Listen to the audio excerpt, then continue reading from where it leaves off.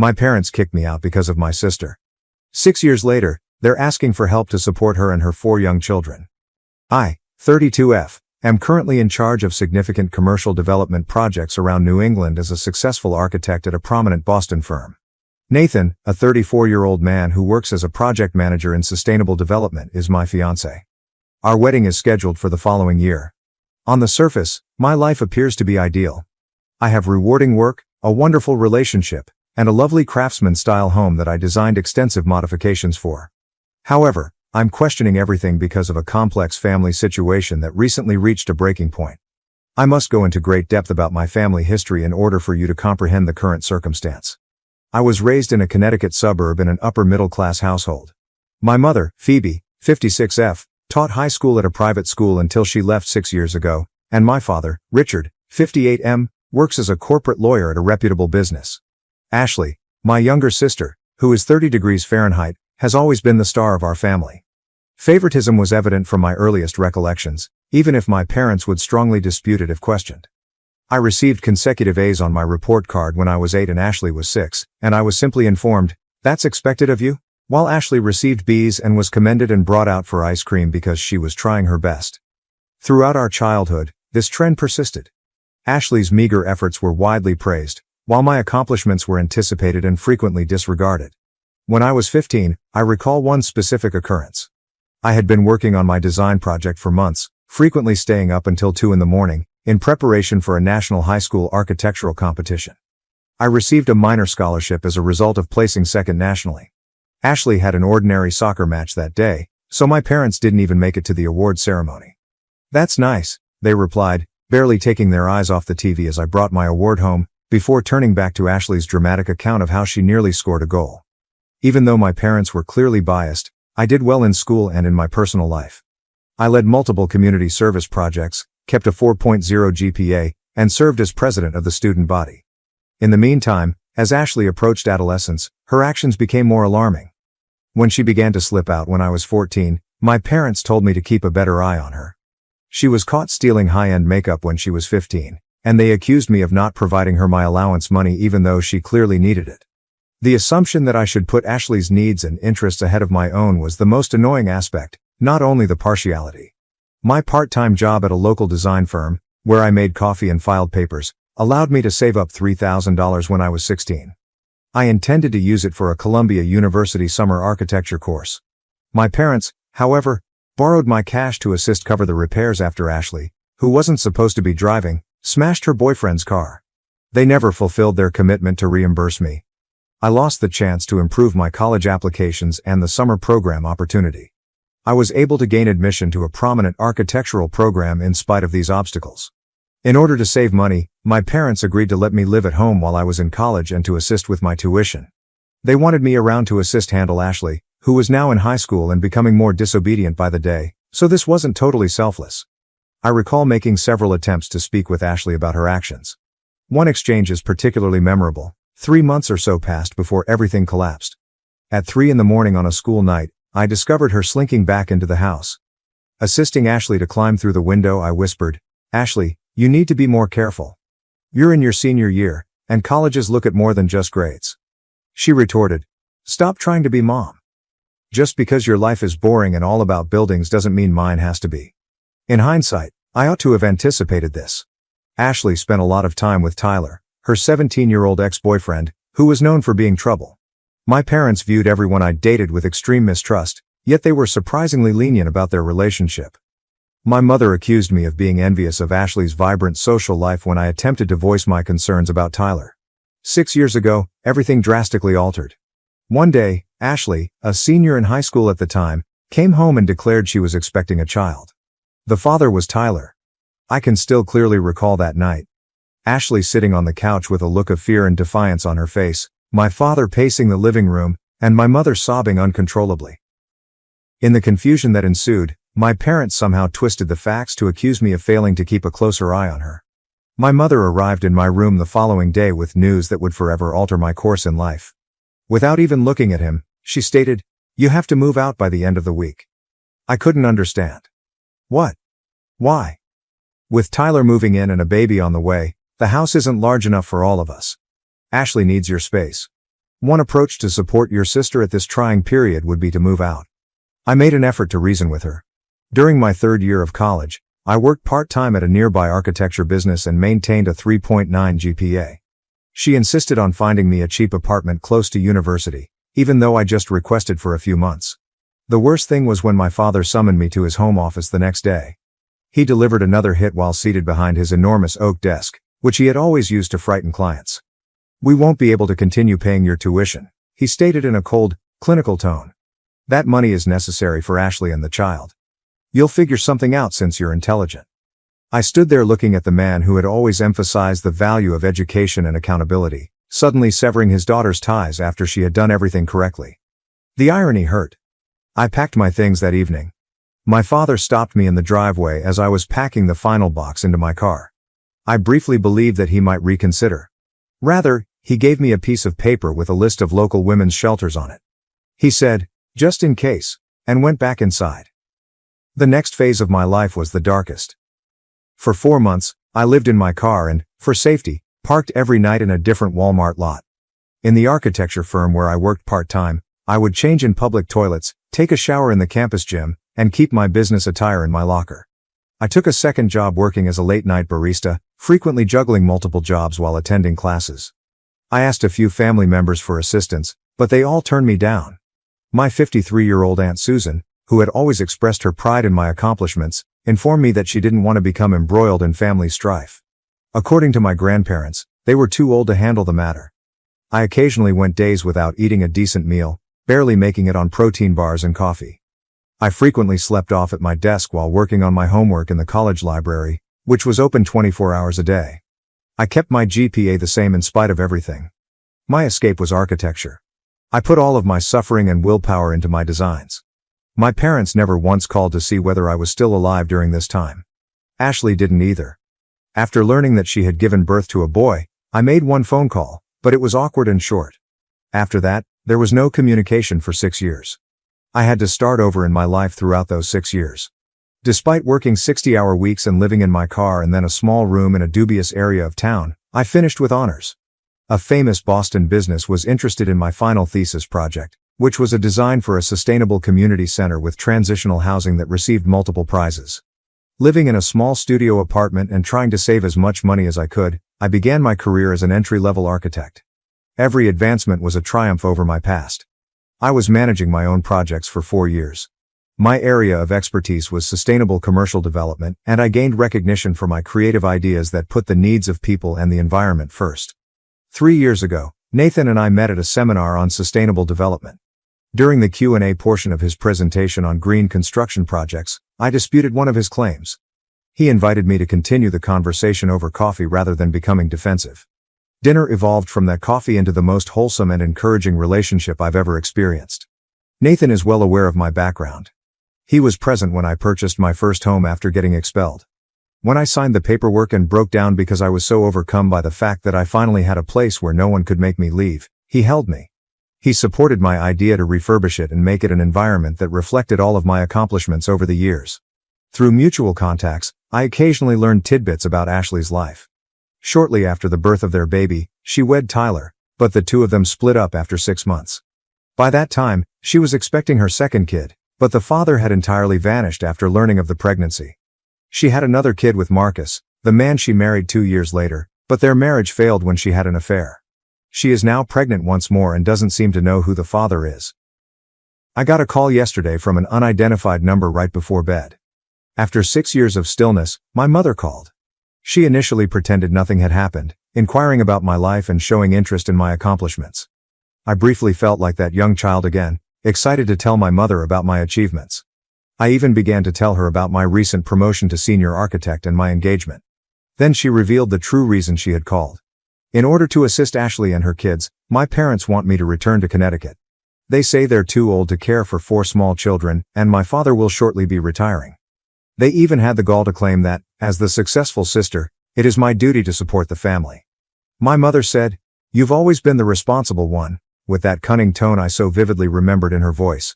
Now more than ever, Ashley needs her big sister. Family must remain united. A chilly chuckle erupted within me. Family have to stick together? I said it again. When I was sleeping in my car, where was this family?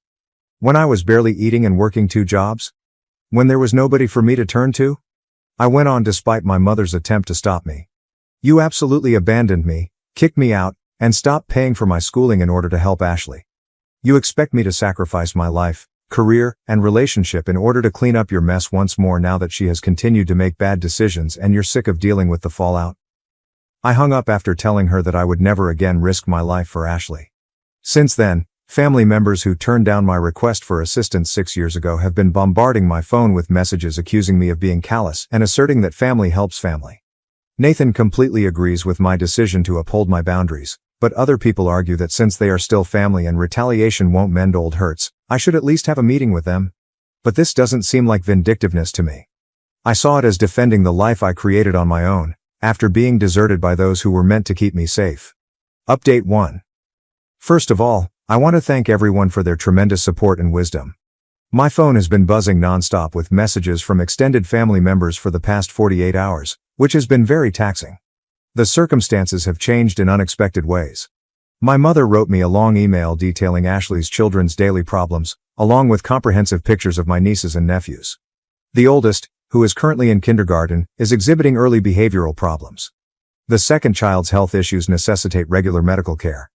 Another is on the way, while the third is still a toddler. A communication from an old family friend who teaches at Ashley's old high school was what really got to me. She informed me that in order to pay for Ashley's costs and medical bills, my parents have been taking out loans.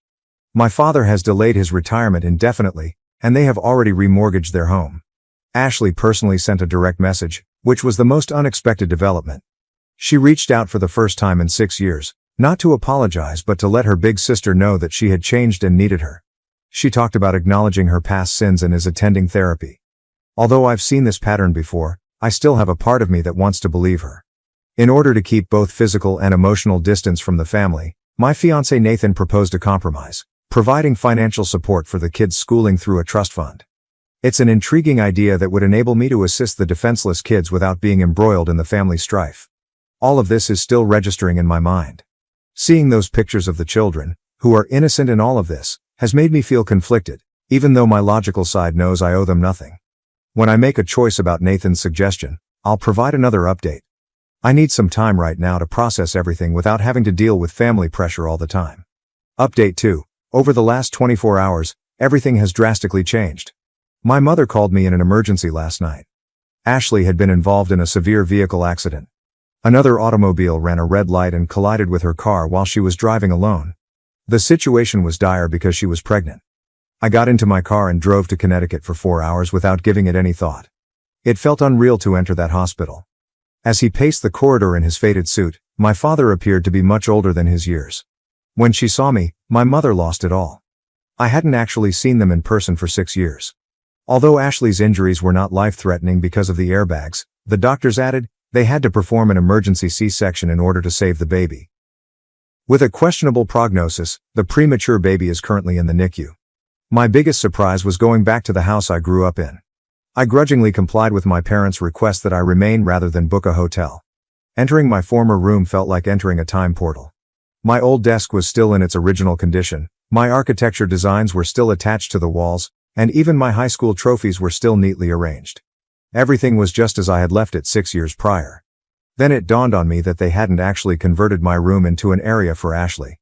The whole needing the room pretext had been nothing more than a pretext. Another unanticipated emotional moment was meeting my nieces and nephews. I was astonished to hear Charlie, 6 million, the oldest, say, "Aunt Rebecca, I know you from the pictures." My parents had apparently informed them about their aunt, who constructs stunning structures, in spite of everything.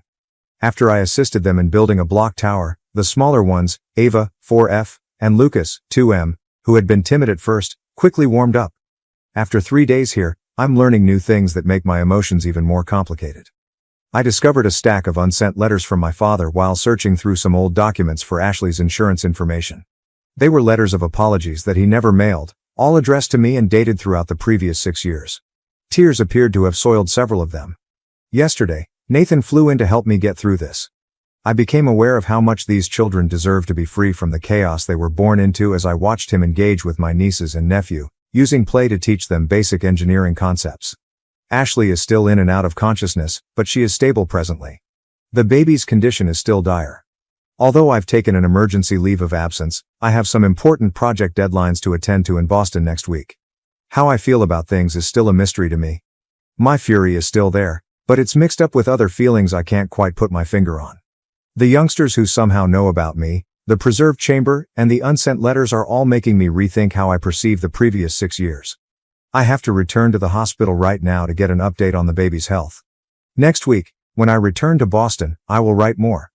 I'm just attempting to live day by day for the time being. Update 3. After spending another week in Connecticut, this time with Nathan, I just got back to Boston. It was a complex experience. Ashley asked me to invite him expressly because she wanted to meet the person who makes her sister happy. The dynamics were revealing and unpleasant. I made a startling discovery while we were there. I discovered years' worth of Ashley's treatment records while assisting my mother with organizing some medical paperwork. My parents never disclosed to me that she had been dealing with bipolar disorder since she was in her teens. Manic episodes occurred at the same time as the numerous pregnancies and relationship problems. This information adds another level of complexity to the process, but it does not justify the way they treated me. The most pivotal event occurred when I spoke with Ashley privately in her hospital room. She was more lucid than I had seen her in years, most likely as a result of taking her medications as prescribed following the accident. She acknowledged that, even in high school, she had envied my success and security. "You made everything look so easy," she stated. And I felt like the family disappointment in comparison. Neither of us missed the irony. Nathan's presence proved to be quite important. I was too deeply invested to notice what he saw. One evening at supper, he pointed out that my father was unable to look me in the eye, displaying signals of intense embarrassment instead of the apathy I had always imagined. Additionally, he saw my mother's tense tendency to begin statements and then stop them quickly, seemingly out of fear of saying the wrong thing. The children now play a big role in my emotional equation. Charlie, 6 million, my oldest nephew, showed me his architectural drawings, which were sloppy but sincere attempts to replicate images of my work that my parents must have shown him.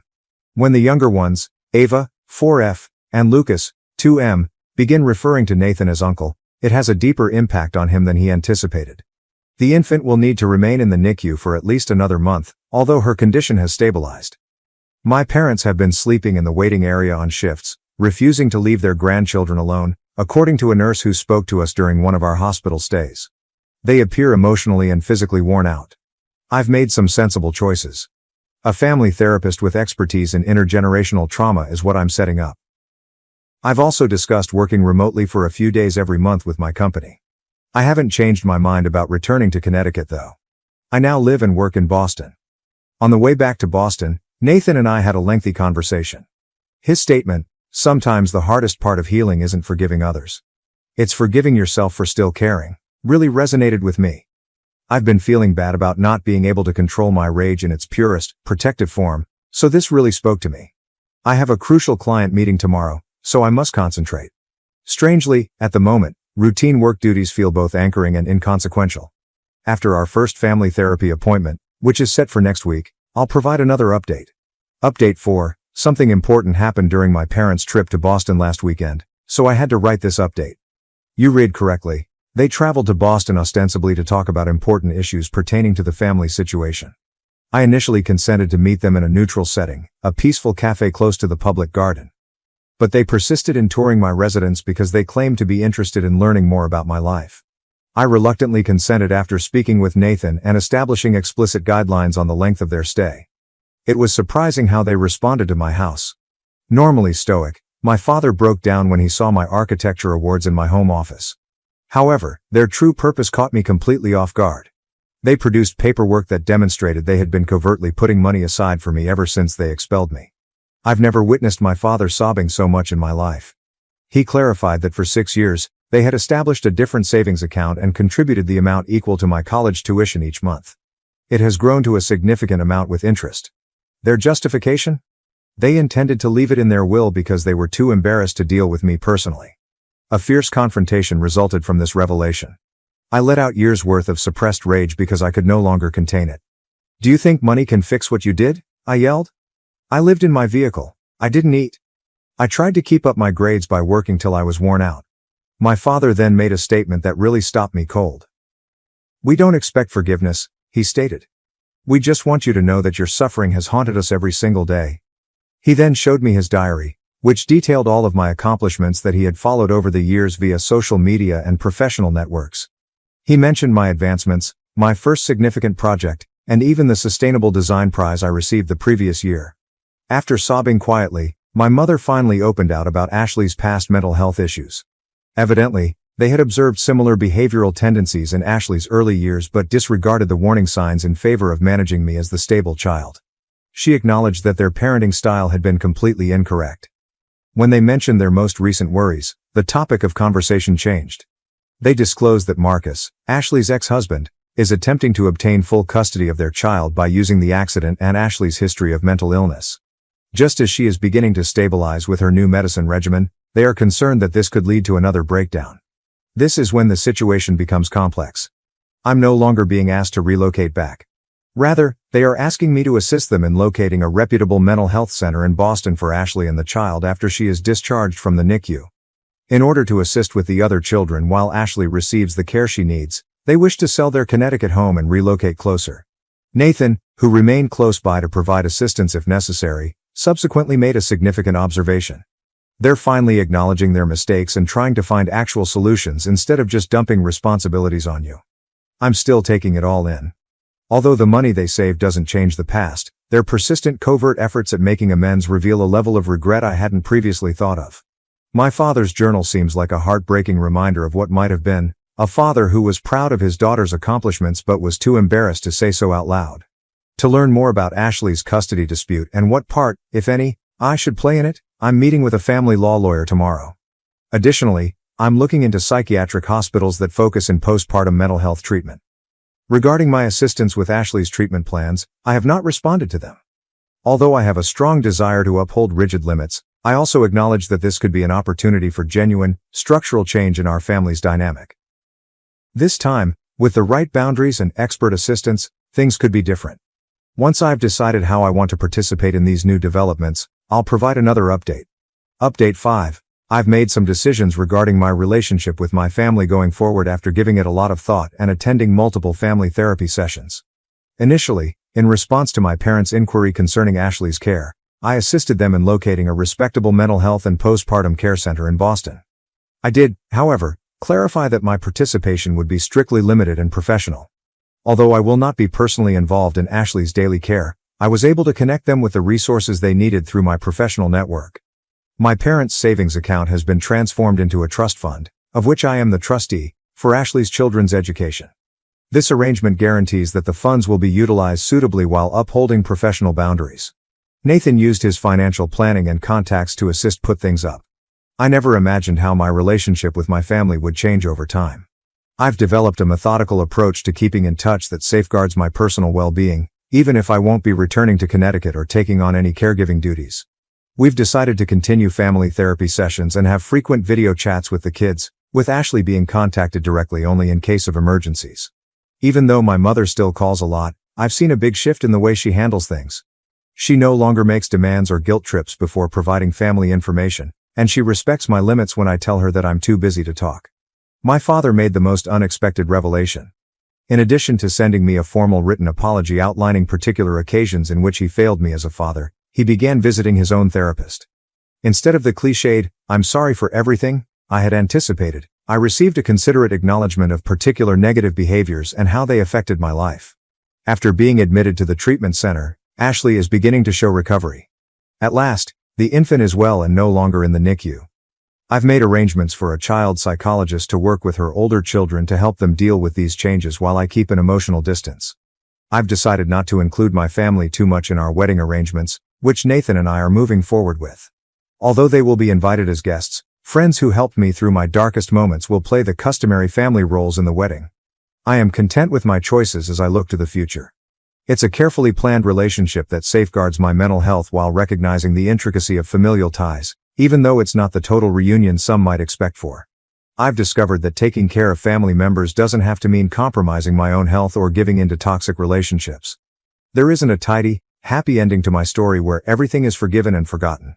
Rather, it ends realistically, with relationships being reframed on better terms, professional assistance being sought, and boundaries being upheld. That's the best we can do at times, And that's acceptable. My last update will be this one. We are grateful to everyone who helped and counseled us along the way. I was able to strike a balance between self-preservation and compassion because of your ideas. I found out my boyfriend and sister were secretly dating. I decided to get revenge and make them pay for how they treated me. Life has a tendency of delivering unexpected turns, don't you think? I never imagined that I'd be here sharing my heart with strangers online. Up until a month ago, I believed I had everything figured out. I'm a 48-year-old woman who lives in New York City. In addition to having a close-knit family and a loving boyfriend, I was the vice president of a prosperous advertising agency. Right now, nothing is certain to me now. It all began on what appeared to be a typical Tuesday. When I realized I had left my USB drive at home, I was in a hurry to attend to a crucial customer appointment. Not a huge thing, is it? I requested my sister Sarah, 44F, who was spending the week with us, to email me the files when I contacted her. I had no idea how much one small request would rock my world. My heart stopped when I opened Sarah's email. I was staring at private messages between her and my boyfriend, Tom, 45 megabytes, rather than my job files. I initially assumed it was some sort of twisted prank. But the terrible reality dawned on me as I read through the innumerable conversations. For the previous 6 months, my sister and my boyfriend had been having an affair. I had the feeling that I would get sick. I could hardly grasp my phone since my hands were shaking so much. In the hope that I was misinterpreting those messages, I must have read them a dozen times. However, everything was in black and white, including the inside jokes, the flirty banter, and the in-depth accounts of their covert meetings. How I handled that client encounter is beyond me. With my mind spinning from everything I had learned, I was operating automatically. I hurried home as soon as it was over, resolved to face Tom. He was sitting on the couch watching TV as if nothing were wrong when I stormed into our flat. My blood boiled at the sight of him, so careless and uninformed. How long? I threw my phone at him and demanded it. After a little period of confusion, his face became pale as he came to terms with what I had witnessed. He stammered, I don't know what you're talking about, but I could see the remorse on his face.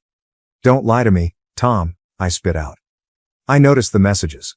Sarah and you. For what duration has this been occurring? He initially made an effort to deny it, but as I recounted passages from their conversations, he broke down. He finally said, 6 months, in a voice that was almost audible above a whisper. It simply occurred. We didn't intend for it to, he said, but I interrupted. I didn't want to listen to his justifications. 6 months. A half year of deceit and treachery. He was with my sister when I was working late, assuming he was watching TV at home. I became physically nauseated at the prospect. I said, get out, my voice trembling with hurt and rage. I don't ever want to see you again. Tom remained silent. I was left alone in the apartment we had shared for the previous 2 years after he took a few items and departed. I started crying as soon as he left. I wept till my eyes were dry. After that, I sat there feeling empty and numb. How could they harm me like this? Since I was a young child, Sarah has been my best friend and sister. Growing up, we had shared everything, dreams, clothes, and secrets. What about Tom? He seemed like the one to me. We discussed getting married and creating a future together. Everything felt like a lie now. I gave Sarah a call the following day. To comprehend why she would betray me in this way, I wanted to hear it directly from her. I could tell she already knew when her face showed up on my screen. She appeared as though she hadn't slept because of her swollen, red eyes. She began. I'm so sorry. But I interrupted her. Why? With a chilly tone, I inquired. Why would you harm me in this way? As she attempted to explain, Sarah broke down and started crying. She sobbed. I didn't mean for it to happen. Tom and I simply clicked. I believe I'm in love with him, but I know that's no justification. Her remark struck me like a blow to the body. Are you in love with him? In love with my boyfriend, my own sister? In my stomach, it was like a knife twisting. Feeling more alone than ever, I hung up the phone without saying anything else. I contacted our parents, John, 55 million, and Mary, 53 feet, since I wanted to talk to someone in order to make sense of this mess. I believed that they would be sympathetic and supportive, and that they would be outraged on my behalf. Rather, their response made me feel even more deceived. My mom said, "Oh honey," after I told them everything. "Sarah probably didn't mean to cause you any harm. You are aware of her tendency toward impulsivity." What I was hearing was unbelievable. Didn't intend to cause me pain. She spent 6 months having sex with my boyfriend. Now, my father added. Let's not rush things. The most essential thing is family. If you all get together and have a conversation, I'm confident you can resolve this. Figure this out. Were they sincere? How could I simply forgive and go on from something like this? They obviously cared more about maintaining order than they did about my feelings. On top of everything else, their response felt like yet another betrayal. As the days went by, I saw that I alternated between intense fury and debilitating melancholy. I was unable to eat or sleep. Every time I closed my eyes, I saw Tom and Sarah smiling together over their deception of me. My thoughts were consumed by the betrayal. I wasn't interested in playing happy families, but my parents kept calling to attempt to set up a family gathering to sort things out. How could I ever have faith in Tom or Sarah again? Knowing what my sister had done, how could I sit across from her at the dinner table? Something inside of me exploded during one of these phone conversations with my mother. When I cut her off, she was rambling on about forgiving others and moving on. No, I firmly answered. I won't act like everything is fine. They cannot be forgiven for what they did. But it's not healthy to hold on to anger, sweetie, she objected. You must. I need my family to realize how much I'm hurting, I interrupt. But I'm done because it's obvious that won't happen. I've had enough of Sarah. I've had enough of Tom. And this is the end of our talk. With my heart pounding, I hung up. I had clarity for the first time since this whole nightmare started. I had had enough of being the victim. I had to take charge of my life once more. I scheduled a meeting with a lawyer and called in sick to work the following day. As I told my narrative, Jessica, 50 degrees Fahrenheit, listened calmly and then leaned forward, her eyes concentrated and alert. You have choices, and you have been wronged, she continued. Given your professional relationship with Tom, we can investigate this from a number of perspectives, including emotional distress, breach of trust, and potentially even workplace harassment. I sensed hope, something I hadn't felt in weeks, as Jessica outlined possible tactics. Hope for justice, not for forgiveness or reconciliation. I wish I could transform this suffering into something strong. How about Sarah? I inquired. Is there anything we can do to stop her involvement? Jessica gave a slow nod. Even though dealing with family members is more difficult, there are still options available to us. We can at least make sure that any assets that the family may have in common are safeguarded.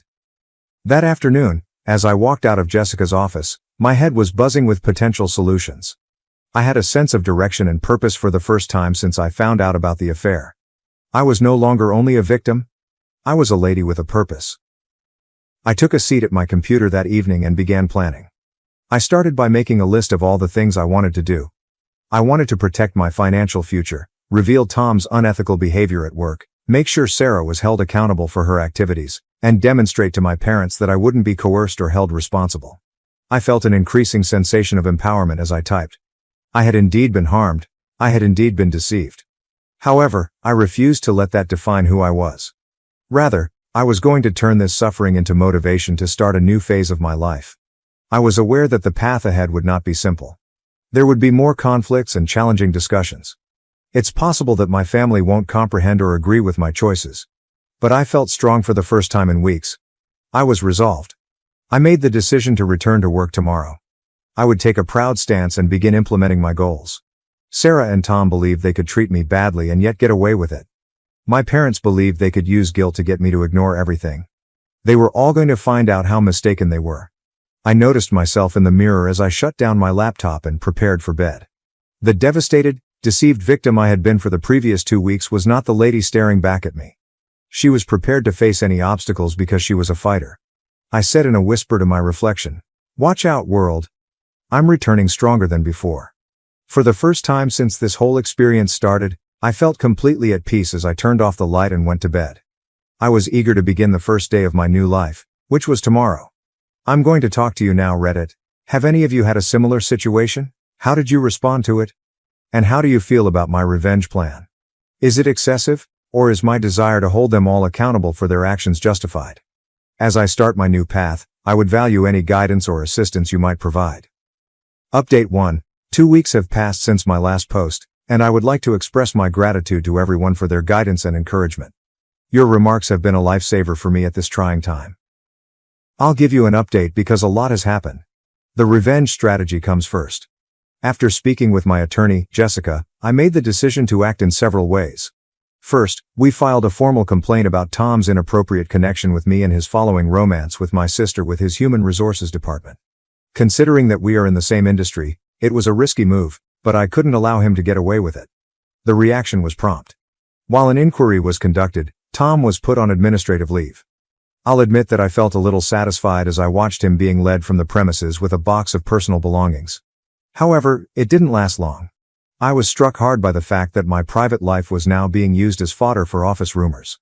My personal role at work has grown more complex. Even though my supervisors have been encouraging, I can sense the sidelong stares and whispered discussions that end when I walk into a room. It's obvious that people are curious about my level of knowledge, my anticipated length of stay, and my stability in managing large accounts. In an effort to demonstrate that my personal drama won't impact my professional performance, I've poured myself into my work. Things have gotten worse on the family front. Do you recall how my parents pushed for a family gathering to work things out? It was a catastrophe, but it did happen. A quiet room in a downtown restaurant served as our neutral meeting spot. My blood pressure shot up the moment I went in and saw Sarah sitting there, looking anxious yet somehow defiant. Naturally, my parents were also present, serving as mediators.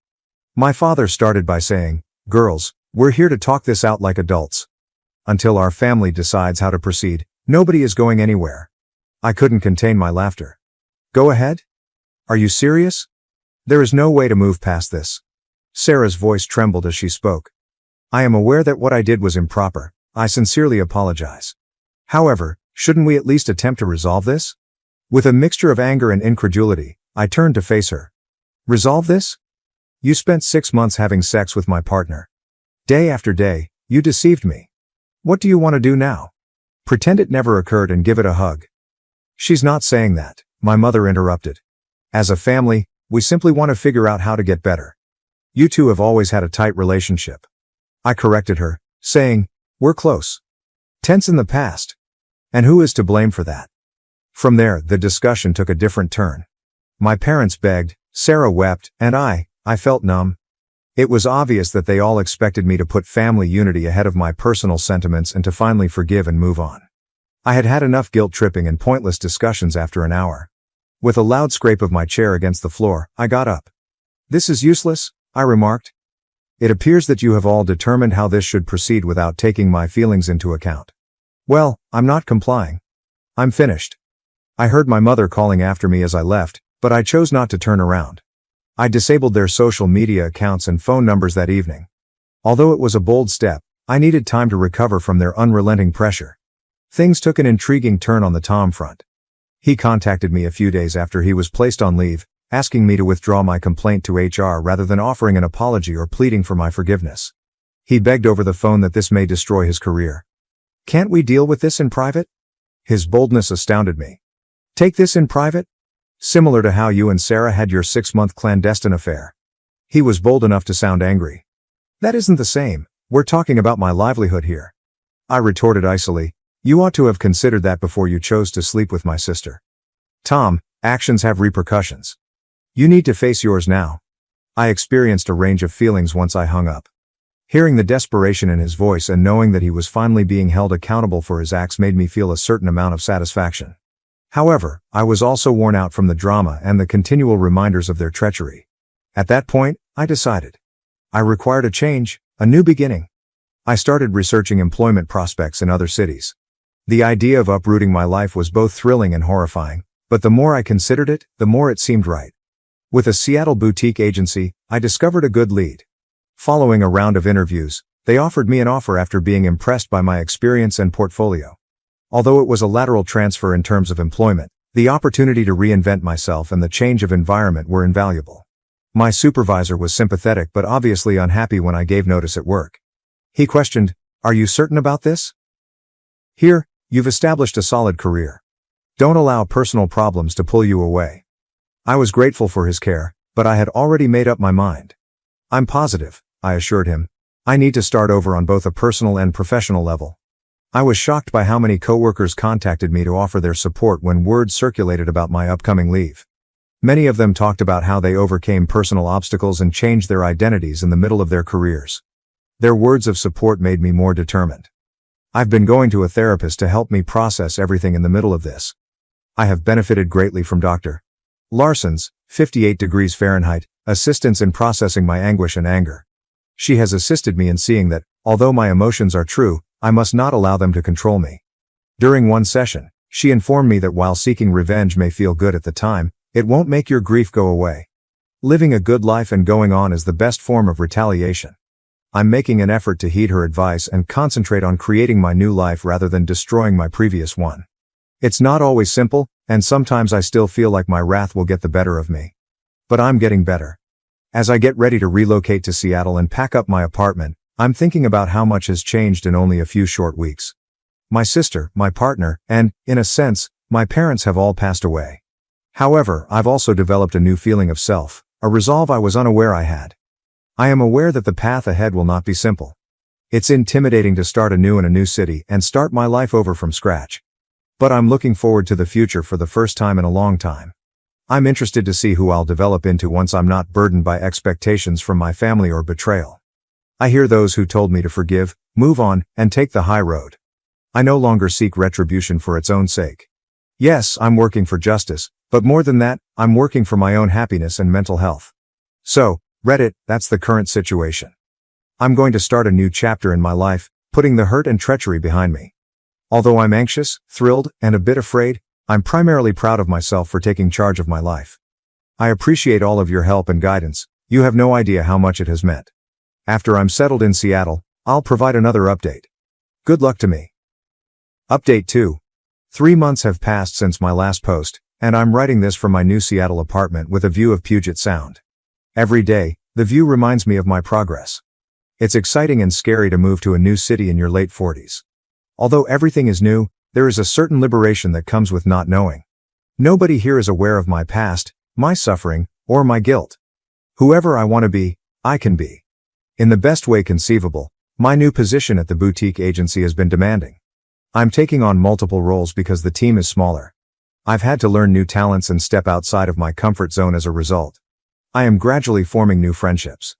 It's a start, even though it's not as good as the close relationships I had in New York. Let's move on to the fallout from my revenge plan. I place that in quotes because, in retrospect, it was more about justice and taking back control of my life than it was about getting even.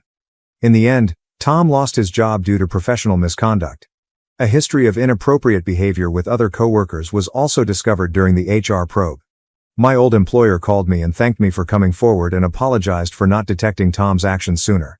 The repercussions for Sarah have been less professional and more personal. As word of her affair spread, she lost acquaintances, and our parents finally seemed to understand the seriousness of what she had done. She wrote me a tearful letter last week, filled with explanations and apologies. She talked about how she had always felt like she was living in my shadow and of her own fears. The letter concluded with an appeal for pardon. For the first time, I sensed a tiny fracture in the wall of wrath I had constructed, but I'm still not there, not even close.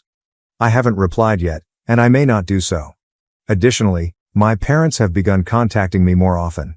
Instead of advocating for reconciliation, they have been helping me adjust to my new life. In order to send a housewarming present, my mom even inquired for my address. My own self-change has been the most notable. Peace has slowly taken the place of the rage that previously overwhelmed me. Even though I still get angry occasionally, they are become less frequent and less severe. This approach has been greatly aided by my therapist, Dr. Larson. Forgiveness is something we've been working on, not for Tom or Sarah, but for me. She has aided me in seeing that forgiving someone does not include accepting their actions or allowing them to return to my life. It entails letting go of the grip that rage has on me. I've been concentrating on personal development and self-care. I've started taking photography classes, joined a reading group, and started doing yoga and meditation. I went on my first date since the whole situation last weekend. It wasn't a life-altering experience, but it was nice to meet someone new. His name is Mark, 52 million. In terms of my career, I'm succeeding in unexpected ways. My enthusiasm for advertising has been rekindled by the new beginning. I presented a campaign that challenged convention last week. We got the account because the client thought it was fantastic. It served as a potent reminder of my value on both a personal and professional level. There have also been difficulties. There are days when loneliness is too much to bear. I long for the comforts of my former existence. Sometimes I wonder why I choose to move away from everything. But then I think back to where I was only a few months ago. Angry, damaged, and caught in a vicious cycle of betrayal and suffering. I know I made the right decision when I consider how far I've come. I want those of you experiencing similar difficulties to know that there is hope. You'll make it through this. You'll discover a strength you never knew you had, and you'll emerge from the experience stronger and wiser, if not unscathed. I have a long way to go. I'm still recovering, learning, and developing. But I'm looking forward to the future for the first time in a long time. What occurred to me no longer defines me. Instead, what I decide to do next does. Reddit, I appreciate you joining me on this adventure. Some of my darkest moments have been illuminated by your encouragement. Although I have no idea what the future will bring, I am certain that I am prepared to meet it head on. When there are noteworthy developments, I'll provide another update. I'll stay here in Seattle until then, appreciating fresh starts and second chances as I watch the sunset over the Sound. Update 3, the adage, revenge is a dish best served cold, has never felt more fitting as it does now, 6 months after my last update. I've been quite busy, and now my well-planned outcomes are finally materializing. Let's start by discussing Tom. Do you recall his dismissal from our previous employer? But that was only the start. I've been methodically damaging his industry-wide professional reputation. How? Thanks to former coworkers who owed me favors, I was able to produce an anonymous blog post that detailed his misbehavior and included censored evidence from our HR department. In the world of advertising, the blog gained a lot of popularity, but I continued.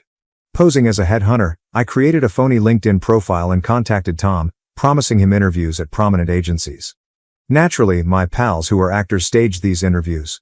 Tom would arrive, wait for hours, and then be informed that the interview was not planned.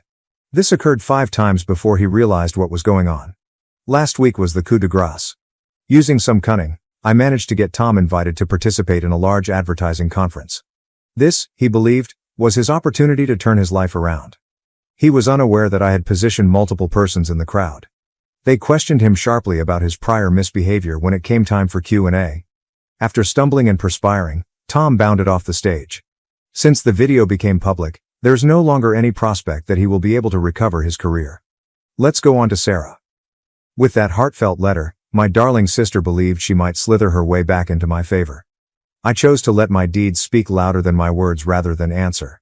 I employed an excellent PI to investigate her past, and they found a wealth of information. As it happens, Sarah has a history of taking out loans from our parents and never repaying them. I submitted our parents a thorough report that included dates and amounts for each of these loans. They were, to put it mildly, shocked. However, it wasn't all. Additionally, the PI found proof that Sarah had embezzled money from her job. That little issue was resolved when her company's audit department received an anonymous tip. When I discovered that Sarah had been lying about her educational background, however, it was the cherry on top. Although she stated on her resume that she had completed her degree, she never did. After making a brief phone call to her human resources department, Sarah was declared unemployed and unemployable. Our parents, on the other hand, at last realized the truth. To supposedly clear the air, I called a family gathering. Rather, I showed a PowerPoint that listed all of Sarah's deceptions and manipulations across the years. It was immensely satisfying to see the changes in their expressions from bewilderment to shock to rage. Sarah is now totally cut off from them, both financially and emotionally. This degree of retaliation may seem extreme to you, but I can promise you that it is just. I almost got destroyed by these people. They attempted to gaslight me into forgiveness, abused my confidence, and diminished my sense of value. Forgiveness is not an option. Despite everything, I've been doing well in Seattle. My new position? I currently lead a boutique agency as its CEO. As it turns out, the owner wanted to retire, and I made him an irresistible offer. It was worthwhile even if I had to spend a sizable portion of my savings. Now, I have the authority to ban Tom and Sarah from a whole industry. My personal life has also changed in an intriguing way. Do you recall the architect, Mark? He has his own spiteful streak, it turns out. He offered some inventive ways to make his ex-wife's life miserable when she cheated on him. We are now allies in life and retaliation. Being with someone who sympathizes with my suffering and encourages me to take action is thrilling. In addition, I have established a support group for those who have experienced familial betrayal. I've gained some wonderful allies, and it's been helpful. We encourage one another, exchange tactics, and sometimes even assist one another in plotting retaliation. I adore it. It's like a book club with a twist. Some of you may be wondering if any of this makes me feel bad. The answer is definitely no. I provided Tom and Sarah the opportunity to express genuine regret and make amends. Rather, They attempted to control me and force me to forgive before I was ready. They are now realizing that their acts have repercussions. I want to respond to those of you who suggested that I be the greater person or take the high road. Sometimes it's overrated. Fire must sometimes be put out with fire. I'm not saying that everyone should follow this route, but for me, it was essential. This retaliation has been empowering, therapeutic, and well worth the effort. I feel a sense of calm that I haven't experienced in years as I sit in my corner office with a view of the Seattle skyline. The rage that used to devour me has given way to contentment. It feels amazing to be in charge of my story now. Remind yourself that you don't have to be a victim if you find yourself in a similar circumstance. You don't know how powerful you are. Don't be scared to use it, but use it carefully. My last update will be this one. I'm ending this chapter of my life by making sure that the people who harmed me never forget what they did, not by forgiving and moving on.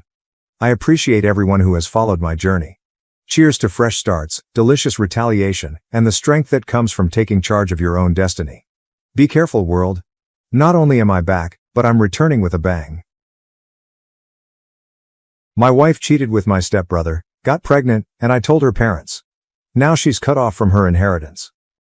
I, 34M, and my wife, 29F, have been married for 2 years. Our relationship has been rather ordinary. We met at a work event many years ago, became friends for a few years, then realized we had feelings for one another and began dating. We dated for 3 years before I asked her to marry me, so we've been together for about 6 years. We never had any issues, either while courting or after we married. She is gorgeous, intelligent, and a wonderful partner for me. I have done my best to be a good husband to her, and we are happy together. Around 6 months ago, my stepbrother Darren, 28M, was sacked from his work. Instead of looking for another career, he opted to spend some time traveling and finding himself. Darren has always been unpredictable and spontaneous. My parents had a difficult time convincing him to go to college and earn a degree. He is constantly full of wacky ideas that he needs to be talked out of, but being dismissed from his job because he was intoxicated during a business meeting is serious. Despite his history, he resolved to quit drinking.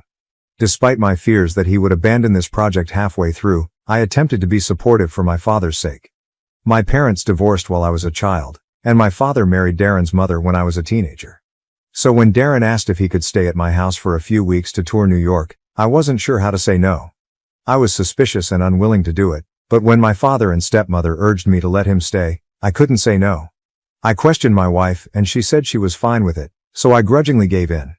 Darren came to live with us 2 months ago. I made it clear that he could not bring anyone into the flat, and that even if he could leave and return any time he pleased, it should not disrupt our sleep. Surprisingly, he agreed with all of my rules. For the first few days, he stayed out virtually all night, and I even saw him arrive as late as 7 a.m., when I was already up and preparing for work. Aside from that, he was fairly polite, having supper with me and my wife at our home and even cooking for us on a few occasions. I was pleasantly surprised. This was not the Darren I'd known my entire life. My wife and I had scheduled a weekend trip to Vegas the second weekend Darren was staying with us because I had worked there. We told Darren to take care of the place until we returned. Everything was planned, but my wife developed a severe stomach flu at the last minute. It was Thursday night and we were meant to leave the next morning. We were both really unhappy, but we assumed she would go if she felt better. Unfortunately, her illness worsened the next morning, and by the time we were scheduled to depart, she was too ill to travel. I tried to reschedule my job commitment and postpone our trip, but it was too late, and I needed to travel. I felt terrible about leaving her in that state, but I knew Darren would be there in case her health worsened. He offered to stay at home and cook her meals as well. I vowed to return as early as possible on Saturday morning and then left. Looking back, I can't believe I didn't see that coming. So I went to Vegas by myself, returned the next day, and found that my wife was doing better. I didn't think much of it at the time, but after that weekend, I noticed Darren was home more frequently than usual. Previously he went out every day, but now he hasn't left the flat in several days. I asked whether everything was fine, and he just shrugged, claiming he was trying to save his money. I didn't think much of it at first, but as time passed, I began to notice more things that stood out. When I returned from work one day, I discovered that my wife had already arrived home. Apparently, she had taken a half day off due to a headache and forgot to notify me. Another day, I arrived home early and noticed Darren and my wife entering the house together. They stated that they had just met outside the building. This could just be a coincidence, but I had a horrible feeling about it. I had never questioned my wife's devotion before, And while Darren was a messy person, I didn't think he could do something so heinous as that. Still, I couldn't ignore the impression that something was off. I knew I couldn't accuse them of anything without evidence, and doing so would cause upheaval in my family, which I wasn't prepared to cope with. So I took a straightforward approach. I asked Darren how long he planned on staying with us. I reminded him that while it was fantastic to have him around, he should think about his future moves. Thankfully, he caught the message and stated he'd be leaving within a week. My wife was in the room during the chat, but she said nothing, which made me uneasy. Darren moved out, and I attempted to ignore my misgivings, concentrating on my marriage rather than worrying about the worst-case situation. Things improved after he departed, and I began to believe I had been overly paranoid. I was mortified to think that my wife would do something like that, especially because she had been the perfect spouse all these years. However, around 2 weeks ago, something happened. We discovered that my wife was pregnant, 2 months to be exact. You probably know where this is headed. When Darren moved in with us 2 months ago, I felt sick to my stomach. I'll offer you some context. I am a few years older than my wife, as I previously stated. By the time I was 30, I was ready to settle down and establish my own family. When my wife and I first started dating, I knew she was the one for me and wanted to marry her. However, she believed she was too young to have children and wanted to wait a few years before making that decision. Though it wasn't what I desired, I approved of her choice. We always took precautions since we decided to wait until she was 30 to start looking for children. My wife always insisted we be very careful since her body reacts poorly to hormonal birth control and she is not on any tablets. I also always utilized protection. Accidents do happen, of course, but I could not get over the sense that something was off. I felt the timing to be unsettling. She said she wanted to keep the baby, that although this was unplanned, it was a good thing and we ought to be glad. Long since I had desired children. Under different conditions I would have been ecstatic, but instead I was in excruciating pain. Though I attempted to seem content to my wife, I don't think I have ever felt worse. Uncertain of what to do, I wanted no one to criticize me, thus I couldn't talk to any of my friends about it. Nevertheless, I couldn't get rid of the bad ideas and emotions. I knew I couldn't continue living in total anguish after about 1 week. I had to face my bride. I knew this would have a terrible effect on our marriage, and should I turn out to be mistaken, she might never pardon me. But I kept thinking of the worst. The prospect of her carrying the baby of my stepbrother made me sick. After our first visit, completed several blood tests and procedures, all I could feel was total devastation. I decided to talk to her as I could no longer handle it and got ready for the worst. I told her I had to talk to her about something quite crucial about a week ago during supper. She wanted to know straight away. Though afraid, I aimed to be as direct as I could. I apologized for feeling this way, but I questioned her whether she actually carried my child. My question seemed to her startled. Her whole face flushed red, and she began shouting, accusing me of being a monster for questioning her and committing something so terrible. She said she had never strayed from me. She wondered where all this was coming from, and I told her it was too much of a coincidence she was 2 months pregnant, the same length of time Darren had left. She became much more irate as a result and began yelling even more. Seeing the situation becoming bad, I tried to cool her down and get her to pay attention to me. I told her it hurt for me to live with these uncertainties. I told her about the events that occurred during Darren's stay, wishing I had no harbors of uncertainty and felt something was off. She seemed to relax a little and assured me she knew I had questions, but she also advised me to believe her and our marriage would be stronger. Though I felt awful, I told her I wished I could just ignore these ideas. Having attempted, I wanted a paternity test following the birth if there was really nothing to worry about.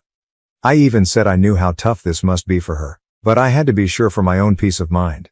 She seemed to be really more extreme than I had expected, so clearly I didn't expect her to be entirely cool with this and felt she might flare out a little. If she was angry before, the reference to a paternity test sent her off. She said I was nasty and she couldn't believe I would force her to go through something so embarrassing over my crazy thoughts. Though I attempted to remain cool, really seeing her so against the concept made me feel as though my suspicions were vindicated and I started to get enraged. I told her this was an ultimatum, that if she disagreed, I doubted we could be together. She admitted she needed time to consider it, and this seemed to help her somewhat relax. That evening we slept in different rooms. We said nothing to one another the next morning before reporting to work. I fantasized the worst-case scenario as the truth all day. The remainder of the week reflected that. She would ignore me and arrive home late at night. She grew upset every time I tried to chat to her, so I finally gave up. I had no notion she was merely deciding on her next action. When I got up in the morning last Thursday, I discovered she had not returned home the evening before. She never responded when I texted her many times. I had to report to work, but I was so agitated that I couldn't concentrate and so left early for home. I waited hours for her, but I grew rather concerned when she still hadn't returned home by 9 p.m. and would not answer my calls. Not sure what else to do, I asked her assistant at work about her. My surprise was that she hadn't been to work and had taken 2 personal days. Her assistant expressed amazement at my ignorance of this. I was somewhat concerned at that point and phoned some of her friends to see whether she was with any of them. I started picturing the worst when all of them claimed they hadn't heard from her. I fretted about her leaving me or about something happening to her. I asked my mother-in-law, Mil, a last resort, whether she was with her. She wasn't, but upon learning my wife had vanished for 2 days, my Mil started to get really concerned.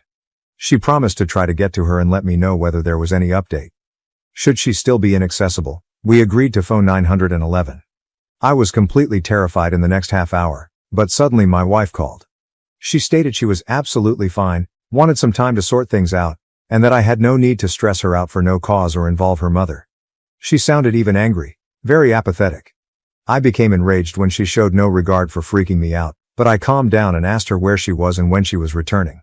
She hung up, then declared she would be returning early the next morning. Frayed and somewhat angry, I went to bed. I considered spending some time apart from her. I had no idea what lay ahead of me.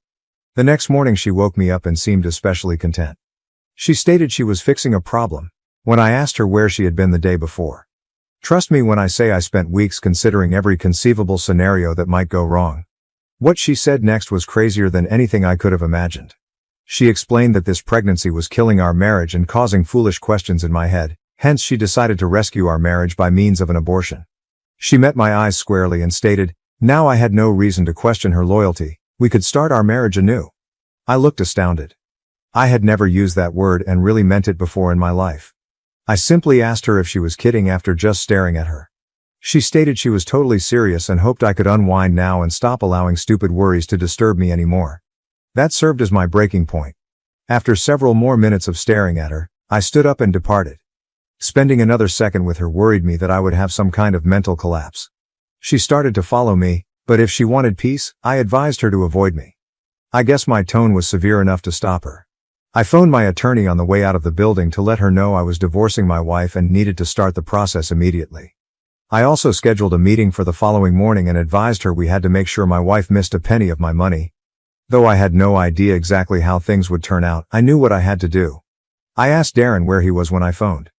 He claimed to be in Atlanta, someplace. I asked him not to waste my time. Simply admit that they had slept together. I was divorcing my wife.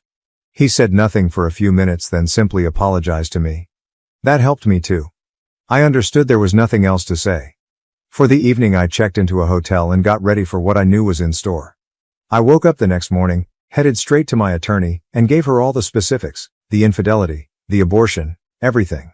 She claimed that we did have a shot even though it's tough to have a clean divorce with no alimony unless both sides come to a mutual understanding, as my wife has a high-paying job of her own and is most certainly the one at fault here.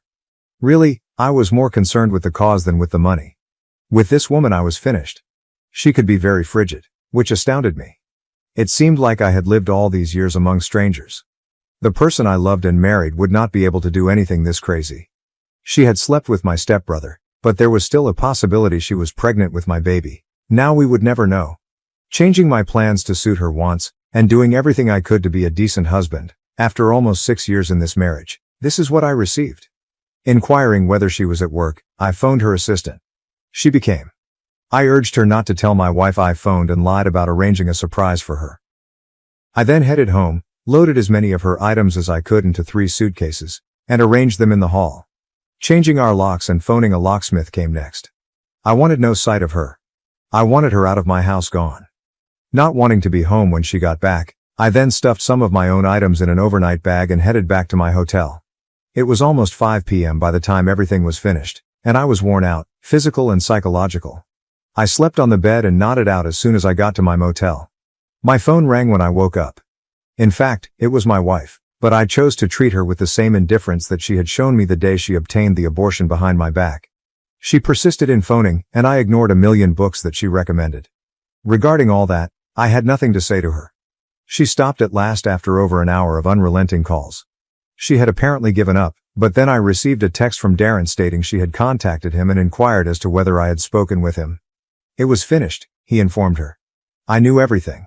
Again over text, he apologized. I couldn't care less. Not texting him either, I started considering what to do next. The following phase was where I might have gone a little too far, but I was devastated and embarrassed. What else to do eluded me. One thing you should know about my wife is that she is from a quite traditional Southern background. They do things a particular way over there, and since we were married, she has been under pressure to have children. I had been on her side at every family gathering for years, helping to back our slow approach. I never once said that her desire to wait was the sole reason we weren't trying for children. I knew that her family would not be very happy if they discovered she had an abortion and cheated. I thus decided to phone my mother-in-law and simply be petty once in a lifetime. I gently went over everything with her and advised her that I was divorcing her daughter for betraying my confidence. She first doubted me and sounded embarrassed. About the abortion, I could show her the positive pregnancy test and the doctor's notes from our first appointment. Darren had previously acknowledged the affair. She may have her daughter clarify the rest. My wife was blowing up my phone in no time, exactly as I had anticipated. I tried to wait it out, but I ultimately picked up when she wouldn't stop after an hour and a half of unrelenting calling. Her answer was as predicted. She screamed I was ruining her life for no reason and she had nowhere to stay for the evening. She was beyond enraged. I informed her she was welcome to check into any hotel of her choice, but not to irritate me. I disregarded her attempts to prod me. She would be hearing from my lawyer shortly, and any correspondence from now on would go via our lawyers, I advised her. I also assured her that I would pack and deliver everything she desired wherever. She then told me she could forget about ever inheriting a cent from her parents since her parents were quite enraged with her and declared she was no longer welcome in their family. From my in-laws, this was surprising. Although I expected them to be enraged, I did not believe they would act in this extreme manner. I obviously told my wife none of this. Rather, I advised her she should have considered this before turning around behind my back and that none of my concern was what her parents chose to do. Saying I shouldn't have dragged her parents into our marital troubles since now her life was shattered and she had nobody left, she labeled me immature and petty. I hung up on her and replied I couldn't care less. She then started texting me endlessly, calling every name under the sun, threatening to steal every dollar I had and cause me to repent everything. My father-in-law called me as well. He apologized to me for what his daughter had done. He was embarrassed of her. Hoping this would teach her a lesson, he informed me they were done letting her get away with anything. I was more than glad to provide him with the doctor's reports he requested. That was a couple hours ago, and my wife keeps contacting me. I'm thinking about just blocking her. But somewhere in the back of my mind there is a niggling voice reminding me I might have gone too far and ought to have kept this between the two of us. Although I absolutely have second thoughts about the divorce and I don't regret shutting her out of my apartment. I realize what a major blow it is to her to be cut off from her parents. Am I the asshole for telling my in-laws about my wife's adultery and abortion? Update 1. I want to thank everyone who helped me. Those of you who shared your own tales made me feel far less alone than I was feeling and also helped me relax about my response. Working through the divorce has not been simple. She is determined about receiving alimony and won't help me. We all know how complicated divorces can go, thus we have been trying to come to an understanding between us and avoid going to court. Unfortunately, it looks like she is handling this as an assault against her ego and does not give practicalities any thought. I am quite happy I had the wisdom to evict her from the apartment before she could get the pregnancy test and ultrasonic records, which I currently have with me. I have also discussed the overall matter with Darren. Though I am furious with him, he claims he will help and even testify if he has to. He has also blocked my wife on all conceivable platforms and avoided all interaction with her. He has apologized for what he did, not that his apology counts to me, but at least he isn't repeating her error as she did. Curiosity drove me to ask him specifics about the affair. He claimed it began the weekend I visited Paris and persisted for as long as he remained here. Reportedly, they also met a few times after he moved out. Regarding her pregnancy or abortion, he claimed he knew nothing. Though I am furious with him, I do need him to respond appropriately should things get that far off. Knowing that he depends on my dad financially, his funds have gone out, I also realize the only reason he is suddenly so thoughtful of my needs is clearly, my dad will be cut off completely should he exacerbate the problem in any form. According to my dad, Darren's lack of immediate cutoff is just a result of our maybe need for him should the divorce get messy. It hasn't been easy. I'm trying as hard as I can not let me snap at him. Apart from that I have moved into my apartment, otherwise, there is not any more positive news as yet. I cannot pretend to be sympathetic. I know exactly where she is. I am not likely to lose this flat as I have owned it for considerably longer than my marriage has lasted. For now, just that is all. I am preparing for the divorce to get more ugly. I have no other option. Once things calm down enough, I'll attempt to let you know people. Update 2. I am formally divorcing you people. My last update was 6 months ago, hence I have been really busy. Things have advanced with the divorce since then. Originally challenging, my wife changed her behavior following multiple pre-trial hearings, depositions, and settlement negotiations. It became evident that if we let this go to trial, it would only end badly for her. Darren answered under oath. Already, we had proof of her pregnancy. For her statement, we called in our OB/GYN, she supported us on everything. Especially exposing were the depositions. My wife had to respond to some difficult questions under oath, and her behavior, along with tail contradictions, only worked against her. Darren's deposition validated our suspicions. Although his apologies meant nothing to me, it was an important piece of proof. On his phone they also foolishly snapped some images in private situations during the encounter. She could not later on ignore the reality. We traveled to settlement conferences following the depositions. These were uncomfortable, but given her high-paying work and the strong proof of her infidelity, my wife's lawyers seemed to understand that pursuing alimony wouldn't be successful. Her request for alimony clearly wouldn't stand up in court. While we were ready to resolve things amicably, I wasn't going to be taken advantage of. My wife gave up at last. She committed herself to not claiming any alimony. Given her efforts during our marriage, the settlement also guaranteed that she would not get any more than what we decided upon. This was fair. I'm happy the last decision was taken without calling for a pointless trial that would have simply sapped my funds and time. She will have her own stuff. We have fairly split our shared assets. The settlement guarantees our ability to go on free from more entanglement. Though I am glad everything is over now, I cannot help but feel as though all of this has been a great waste of my time. Not only the divorce, but the entire marriage. I find it hard to believe I squandered time and effort and strayed from my intentions to start a family for someone who would not hesitate to toss it all aside for basically nothing. I appreciate your support and counsel all around. It has been really helpful at this difficult period. If someone else is experiencing something like this, keep strong and rely on your support system. Things will improve. Update 3. Although I'm not sure whether anyone is still interested, I wrote in this subreddit at the start of the year and it has been a few months since my last update. I heard from my dad a few hours ago. Not expecting much, I picked up and was genuinely perplexed about how to respond when he told me. Darren and my ex-wife apparently are seeing one other once more. I hadn't heard from any of them and didn't realize Darren came to the city after finding employment here. I suppose it was sufficient to reignite their love and she apparently forgot all the slights she had aimed at him during the divorce. I get turned off. I feel duped and that someone made a fool of me. According to my dad, he has made it abundantly evident to Darren and my stepmother that he wants nothing to do with him going forward. At least, having my old dad by my side feels great. Still, that is that. I don't think I will have any more updates for you folks as I hope I won't hear anything about this anymore. My mother's fiancé stole my $7,000 college savings, and my family used my dad's inheritance without telling me. My grandparents on my mother's side are making me a lot of hate after my mother and her fiancé were detained. I had good cause to call the cops on them, hence this happened. My mother and I never got along, particularly given that my dad died 10 years ago. Right now I'm 17. In a few months I should be beginning college. I realized I would have to work for myself and create my own plans since, sadly, I knew my mother would never have any money saved away for me. I started working at 14 years old. After school, I would work part-time. For 4 years, I had been saving to have at least some money left aside. I would also save it as I usually get cash from my relatives on my birthdays as presents and occasionally on holidays. I was really glad to have almost $7,000 saved thus far. Of course, it was all in cash, and I kept it carefully stashed in a small wooden box my father had fashioned for me in a little nook of my cupboard. My mother never let me open a bank account, hence that was out of the question as I never had one. I never told my mother or anybody else about the money, hence I'm not sure how anyone came upon it. Still, a few days ago I discovered the box was absolutely empty. When I approached my mother about it, she informed me her fiancé had taken the money to put toward his new property. Finding out what had transpired sent me totally insane. My mom and her fiancé were on one side of the great argument raging in the home while I was on another. Ultimately though, I am just 17 and they are in power right now, so I had to compromise.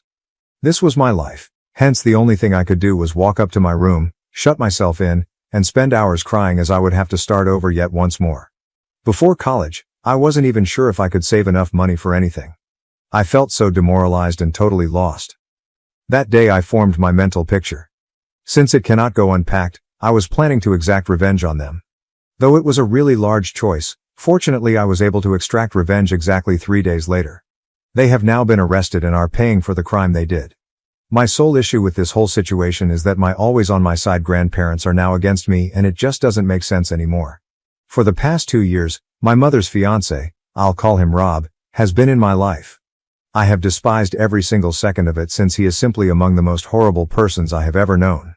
I would even consider him to be abusive.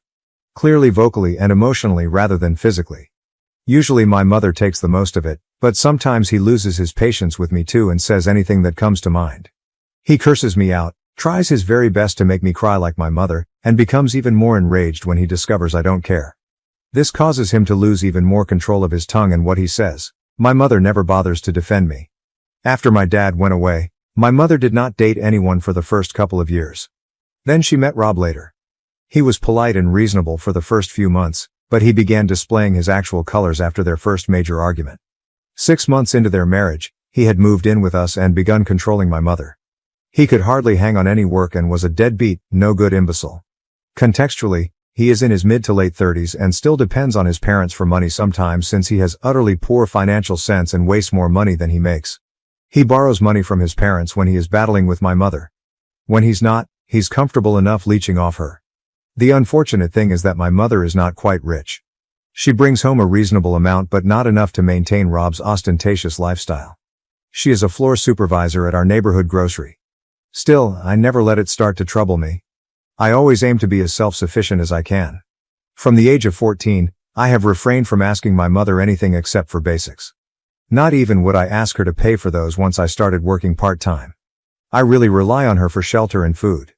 I never ask her to buy me anything. That's all. I know that even expecting that is somewhat stupid, thus I do not expect her to do anything more for me. From the start, she has made it rather evident that she despises me. She never really treated me well even as a little child, and I always felt as though she didn't even want me. That impression developed into a belief as I grew older. At least earlier, I had my dad to have my back and stand up to my mother anytime she would get too mad at me. But I was on my own once he went away, and that is how it has been for the last few years. Things grew worse when Rob arrived, but I always comforted myself by reminding myself that shortly I would be off to college and wouldn't have to worry about any of this. That feels dark and improbable right now. I stayed in my room and did nothing for the 3 days my money was taken away because I was so depressed. We moved into our new house the day I found out all my money had been seized. I did all the required work, but I avoided talking to either of the 2 persons living with me. They seemed no worse for it either. My mother instructed me to get ready for the evening housewarming party on the 3rd day. Having had my money snatched from me, I started yelling at her and told her I wouldn't be doing anything of the such. Their sole means of purchasing this mansion had been the money they pilfered from me. That particularly infuriated my mother. Referring to the fact she had raised me, she advised me to be glad for them now that we were finally living in our own house and not a rented property and should just suck it up and let things go since I owe them for life anyhow.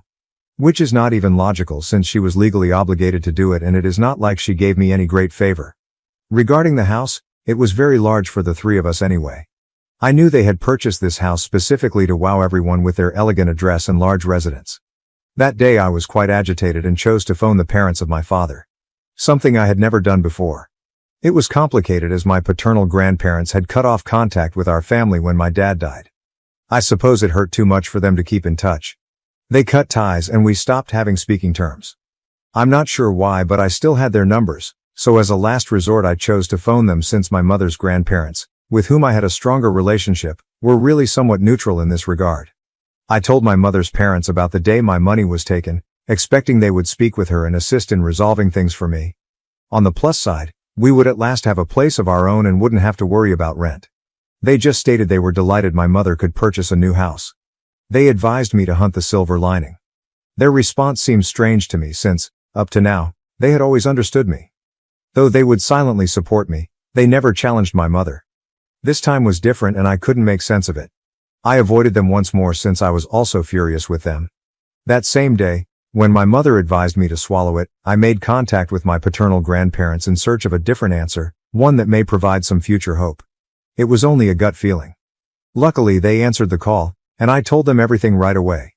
I said I knew they were hurt and didn't want to keep in touch, but because this was an emergency and I thought my dad would have wanted them to help me should he still be alive. I told them my mother had grabbed all of my savings, which I had been saving for over a few years to cover college. I suddenly had no idea whether that was even possible anymore. After listening to me, my grandfather started something that baffled me. He informed me that evidently my dad left a college fund for me, so he didn't know why I had to save money separately. That news surprised me as my mother had never mentioned a college fund and I never asked her since I figured she hadn't saved any money for me. Knowing his death was very certain, I had totally forgotten what my dad might have done for me before he died. He passed really young, hence I assumed he might not have had time to arrange for me. I was astounded when my grandparents told me this. Furious and annoyed as well, I asked them whether they had any documentation or evidence I might use against my mother. They promised to hunt for something and call me later. I stayed in my room attempting to fit everything together for several hours. I came to see that Rob and my mother had clearly teamed together and pilfers my college money to purchase this mansion. From what I knew, my mother did not make enough money to buy the house. Regarding Rob, he had not worked anywhere for the past 3 months, thus I strongly questioned whether he could afford a residence of this kind. I would then report them to the police. I simply needed something to validate this. My grandparents finally contacted me after waiting for a few hours and supplied pictures of some documents my mother had actually signed saying she would use the money my father left her to pay for my college tuition and guarantee I had a comfortable life. She had done everything but guarantee that my life was comfortable, so I literally laughed out loud when I read it. She indeed went out of her way to make my life more unpleasant. Still, Mother had signed those papers, and it infuriated me that my grandparents had never mentioned it until after my dad died. They had simply left me behind, and my mother had not really been there for me. Though I believe it was all a show, my mother and grandparents tried to be there for me. My dad's parents were too consumed in their own loss to give me any thought. My grandparents gave a somewhat poor response when I inquired why they had never shown me these papers prior. At the time, I was too young anyhow. They told me they had sort of forgotten about it when my dad died. And once I grew older, we were not on speaking terms anymore, and it had escaped their thoughts since they too were getting older. I just let it go since I couldn't dispute that. Once I received the evidence, I phoned a friend whose dad was on the force and explained I needed his assistance. So in the evening, just as the housewarming party was getting underway, my friend's father arrived with another cop and a lawyer to arrest my mom and her fiancé. Their commitment had been obviously breached, and the problem was not only that promise breaking. My mother had essentially opened herself to a lawsuit by straying from what she had promised, therefore breaching the terms of the agreement she had signed all those years ago. My mother and Rob were finally arrested while I was showing the party attendees everything. That felt, in my life, the most vindicated I had ever experienced. Like several of their ex-co-workers and friends, almost everyone they had planned to wow was appalled as they watched them being revealed and hauled away under handcuffs. They continued to glare at me as if I had done something wrong, too proud and arrogant even then. When their daughter was being brought away in handcuffs, my mother's grandparents were also at the party and became quite irate and avoided talking to me following the event. I was by myself in the house once everyone had departed and had no idea what to do. Though they had been arrested, they would most likely be released on bail in a few hours, hence I was devastated. Furthermore, it would take months to prove everything even if I intended to charge them. Even then, should they be able to turn things around for themselves, they had a great possibility of being let off the hook. I wouldn't get back the money meant for me till then. There was just no knowing what would happen. I would still be losing out no matter what. The names on the deed were Rob's and Mom's, not mine, hence I cannot precisely sell the house either. I would have to battle the matter with a lawyer even if I wanted to formally compel her to sell the house and pay me the money. Now, since my friend and his father kindly offered to help to organize everything, I was free from concern about the expense of that. They reassured me I should not worry about it as they know what I'm going through and live close by. Now though, I'm not sure what to do. Worse, the few people I had on my side are no longer in contact with me. Because they think I have been unappreciative, my mother's grandparents expressed no desire in talking with me. They stated they knew I didn't get along with my mother, but sending her to jail for something like this didn't sit right with them given all she had done for me. Their lack of desire for any interaction with me truly set me off. I feel totally alone right now. Although right now I may have defeated Rob and my mother, over time I feel like I have lost far more. I simply feel very powerless right now and am not sure what to do. Am I the asshole for having my mother and her fiancé jailed for pilfering my cash to cover their new property purchase? Update 1. Hi there, out of the house Rob and my mother bought. I have moved. I reported them to the police 1 week ago, hence this is why. They were let go after 48 hours of custody and returned home. I opted to depart right away upon learning they would be returning as I wanted no confrontation. I stepped out when they came in as I had already packed my belongings. Though I didn't want to interact with them, they urged me to stop and chat. I left just as fast as I could. Having previously phoned a taxi, I got in and proceeded straight to my friend's house, where I have spent the past 3 days. For record's sake, this is the same friend whose dad assisted with the lawyer and arrest. Now the lawyer, the father of my friend, and I are collaborating daily to find out how to finish things up as fast as feasible. I am somewhat desperate at this moment, thus I am ready to get to a compromise. In a few days we have scheduled a meeting for their attorney, them, and a court-appointed mediator. The negotiations will show how things go. Should they reject my terms, we will have to bring this before court, which could take some time. Though I want it to be fair, I am trying my best to reach a resolution. I want the money I need to complete my schooling. For now, my friend's father has informed me I should expect financial aid from them. But, I am reluctant to take financial support from anyone else since it seems odd. Regarding my grandparents, none has contacted me yet. Clearly, my father's parents and my mother's grandparents stopped talking to me straight after they emailed me pictures of the paperwork. Apart from that, we haven't interacted thus far. I have gathered those records from them personally to provide some concrete evidence as well. They were fairly indifferent about the whole situation even when I walked over to pick those records from them.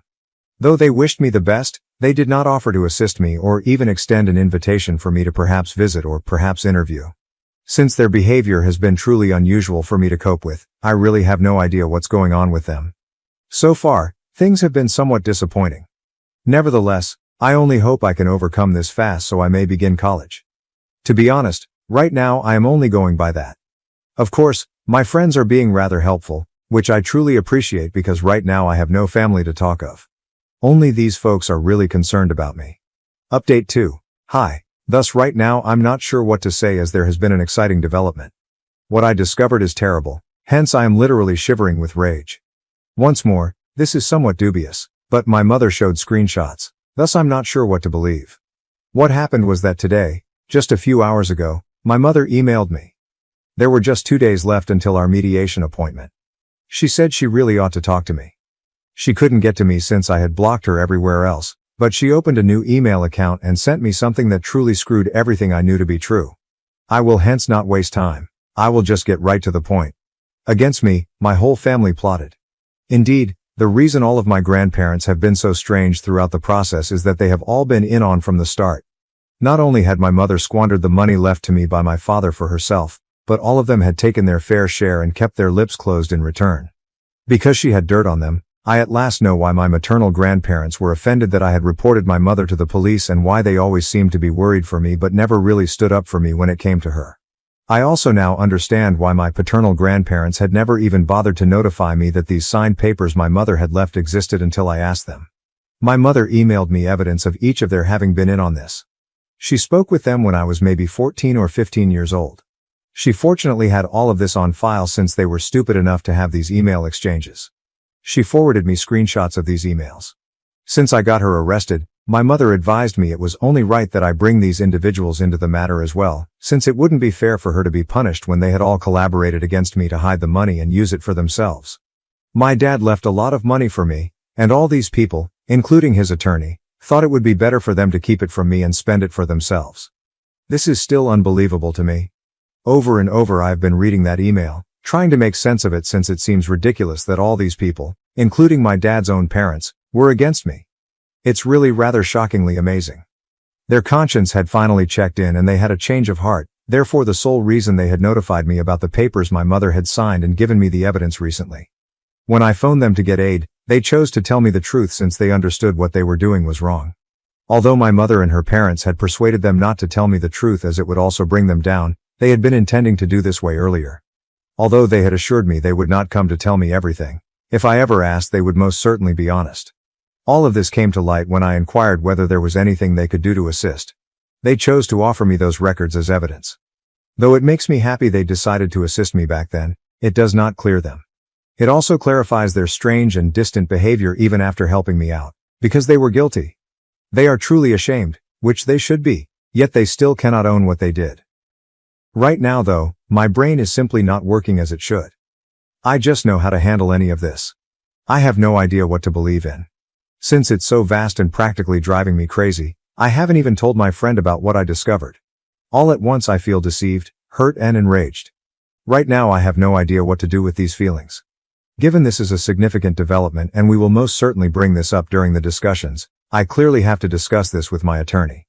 Forgetting that she would also be losing out on a lot of things because of this process, my mother tried to flip the tide against the ones who exposed her. She told me all of this. And I'm happy she did, as I believe I should have known that other than a small number of people, nobody has my back on this planet. I guess this is how it is since I cannot rely on anyone. Right now, the only thing left to do is inform my friend so he may notify his father. Then we can all get down with my lawyer and discuss what to do about this and forward direction. Still, I am most sure I will be attending college this year. I am not wavering. I have made my mind. I'm ready to ask the dad of a friend for assistance. Right now, I guess I will ask him to be a co-signer on my loan application. I am not asking him to pay my college tuition right now. Update 3. Hi. So we met with the mediator today and, as I mentioned, I very definitely mentioned what my mother had told me in the email. She basically came clean about everything she had done, and now she will have to pay for the money she and the rest of my family have pilfers from me. She also claimed, though, that some of the money went toward my upbringing, so we shouldn't hold it against her and shouldn't expect her to reimburse any of the sum taken. I do not buy it, though. My grandparents have to do as well. They stole not only that money, but also my hopes and aspirations. I want them to give it back to me so I may have a dignified life. I am not going to be reliant anymore. My friend's dad and my attorney told me that although these kinds of things are not unusual, they do not diminish the cunning and repulsive nature of it. Like me, they were enraged, and properly so. They promised me they would make sure I wouldn't have to rely on anybody else for money my entire life. After my dad died, the type of money they pilfers would have made me comfortable for every single year of my life. Although he had done all the necessary steps to ensure I led a contented life, my family found it unacceptable. They just were selfish, hence they had to be taken away from me. Not that will fly with me anymore. After our conversation, my attorney and I agreed we were going for the throat. Particularly on my dime, there is no need for us to back off and let them have themselves. Though things were somewhat harsh there, one thing is certain. We will be meeting once more, and this time my grandparents, all of them, will be present, as obviously they have also been involved in this. Things might go to court, but I'm going to deal with a student loan till then. I will ensure I get my justice. More than justice, I have to retrieve from them money taken from me. Since the money was meant for me just and nobody else, all of them had to reimburse me. Although my mother agreed differently, they also betrayed their pledge to my father, to keep me safe and content. I never want to see them once more since they are all failures.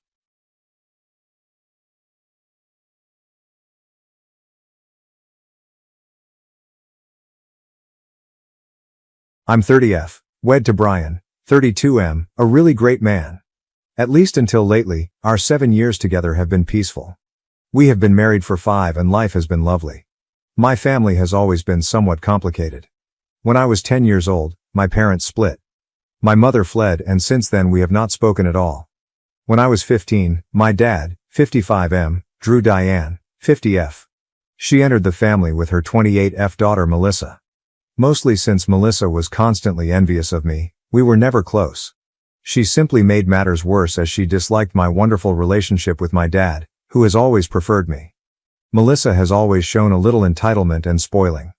Diane cuddles her. She has always sided with Melissa no matter how often there has been dispute or argument. Although my dad attempts to remain impartial, it is clear he is closer to me and has caused many issues over the years. Melissa appears to be carrying this chip on her shoulder on the way our dad treats us differently. To complicate matters, Diane and my dad's son Peter, 14M, is my half-brother. Though the family relationships are equally complex, he is a wonderful child.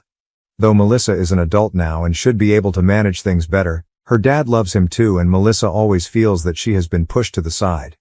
Still, I am a successful business owner, which has simply accentuated the distance separating Melissa from me. She has always been jealous of my connection with our dad and my job. She is a low-level marketing assistant who regularly laments how unfair life is, how she does not have the same chances, etc. I have tried to be encouraging, but it is difficult when she is constantly negative and seeks means of dragging me down.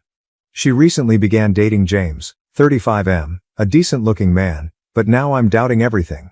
Even from our early years, Melissa and I never truly got along. Though I suppose it's not unusual for step-siblings to experience some conflict, ours felt to be on a different level. Melissa obviously objected to me from the beginning because of the relationship I had with our dad.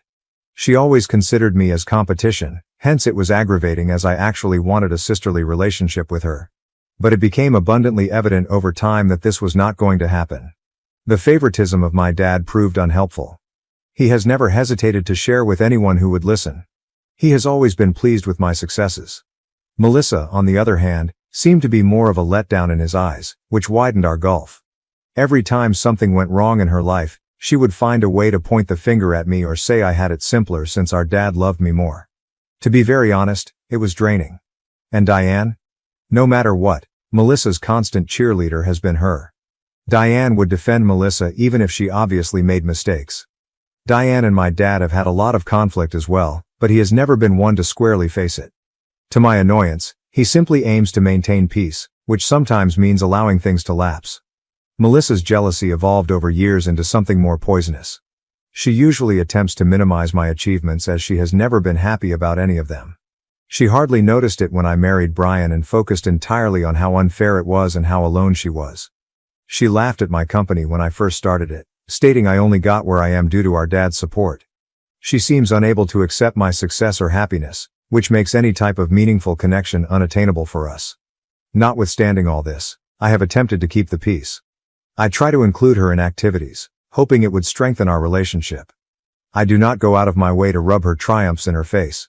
Still, it's never enough. She finds a means to turn whatever I do into something negative no matter what. Since I desire things could be different, it's draining and truly upsetting. My battle with infertility has been among the most agonizing events in my life.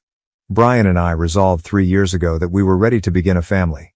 Though our enthusiasm and optimism were high, things didn't go as expected. We visited a reproductive doctor following a year of trying without success, and there we received the news that I have a disorder severely impairing spontaneous conception. Nothing worked, medications, therapies, even IVF that we tried. Every failed effort felt like a kick to the belly and severely affected both of us emotionally. Particularly since we had always imagined a large family, we were heartbroken. Our relationship has suffered much from it. There were times when I felt totally hopeless and the tension and disappointment were intolerable. Melissa's family is among those who know about our hardships. They were all really encouraging. Though he has never been very good with emotional matters, my dad attempted to be there for me in his own manner. Diane offered to assist with all we needed and was more involved. Melissa first appeared to be empathetic, but that was fleeting. She began making tiny digs and remarks with great depth not long ago. She once asked me casually how fortunate I was to be able to concentrate on my profession free from child responsibility. Especially from someone who understood how much I wanted to be a mother. It burned so badly. She seemed to be enjoying my suffering, which more than I could express hurts. Dealing with infertility is difficult enough without someone in your own family rubbing slaves in the wound. Almost as if she were mocking me, Melissa would also mention her own aspirations for children one day. She would discuss how simple she would find it when the time came. How she would have no trouble getting pregnant, and how she was in no hurry as she had all the time in the world. Knowing what I was going through, I couldn't understand why she would say such things. Which were terrible. To be honest, Melissa has always been rather the drama queen. She is single, a low-level marketing assistant, and she regularly grumbles about how her life has not turned out the way she intended. She has always been the kind of person that seeks attention, even if it means blatantly falsifying stories or exaggerating to get it. I can't count the times she has pretended to be unwell. Only the next day when something exciting comes up she suddenly recovers. She recently began seeing James, 35M, and initially I thought it would be great for her. Exactly what Melissa needs. Kind, successful, grounded, he seemed to be a decent man. But as their relationship developed, I began to see some warning signals. Melissa has been pushing James to relocate more quickly than he is comfortable with. First of all, given her past of wanting things for the wrong reasons, her discussion of marriage and children after just a few months of dating seems a tad hurried. Melissa has always had a great need to stay up with me, more like to surpass me. She seems to be unhappy only until she feels as though she is one-upping me in some form. Whether it's with our professions, our relationships, or now considering a family, I have seen it time and time again. It's draining. At one point I'm not sure what more I could do to maintain calm.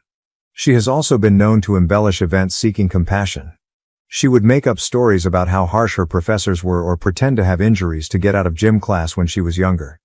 It's always something, and today it looks like that behavior has persisted into her adult life. She talks endlessly about how demanding her work is, how she feels underappreciated, and how everyone is out to get her. Particularly when you know someone is not being really honest, it can be difficult to sympathize with someone who is constantly acting the victim. James strikes me as a fine man, but I worry about him becoming sucked into Melissa's web. Unlike us, he doesn't know her, hence I worry he could not see the warning signals until it's too late. Still, I'm not very inclined to meddle at the same time. I simply hope things don't spiral out of hand for Melissa's sake as much as for his. Imagine yourself last weekend, fast forward. Celebrating our 5th wedding anniversary, Brian and I also had an opportunity to let others know my company is growing. We agreed to have a large dinner party inviting close relatives, friends, and some business contacts. Particularly considering all Brian and I have gone through lately, I wanted tonight to be memorable.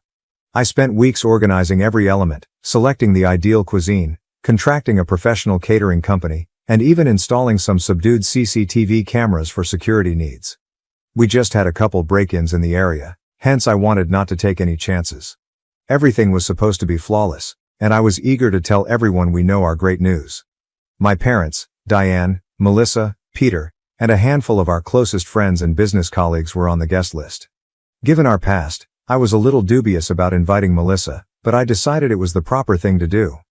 Moreover, I considered perhaps this would be a chance for us to at last get along, even for one evening. The day the party was scheduled arrived, and I wanted things to go without a hitch so everyone might enjoy themselves.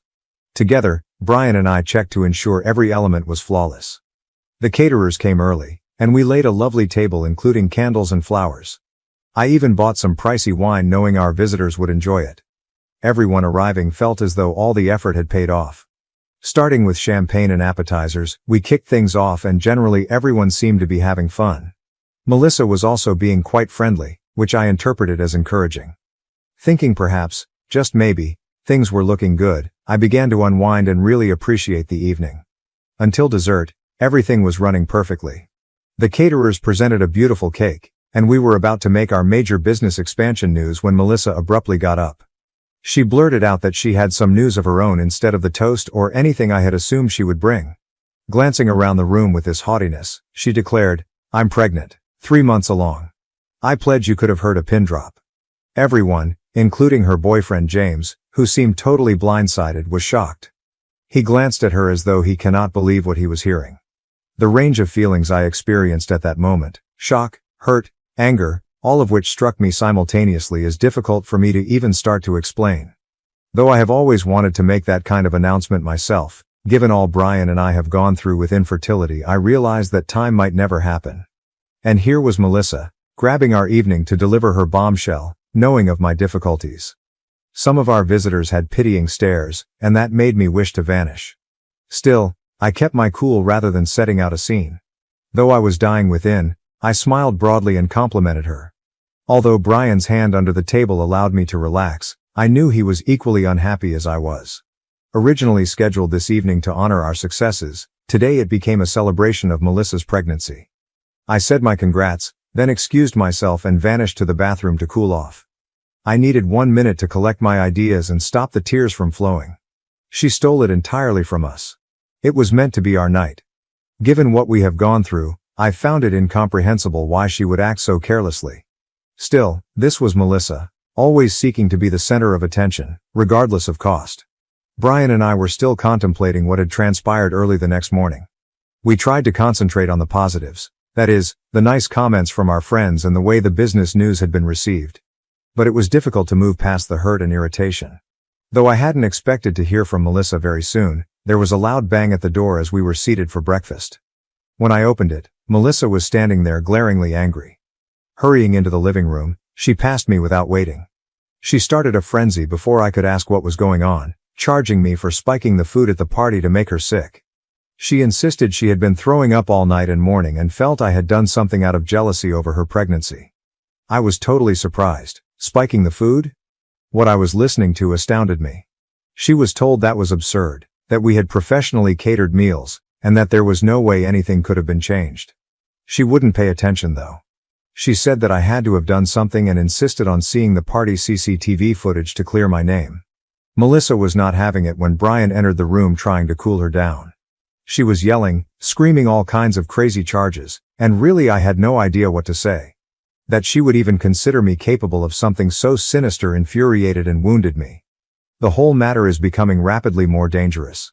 Should I fail to present Melissa the tape right then and there, Melissa threatened to call the police and press charges.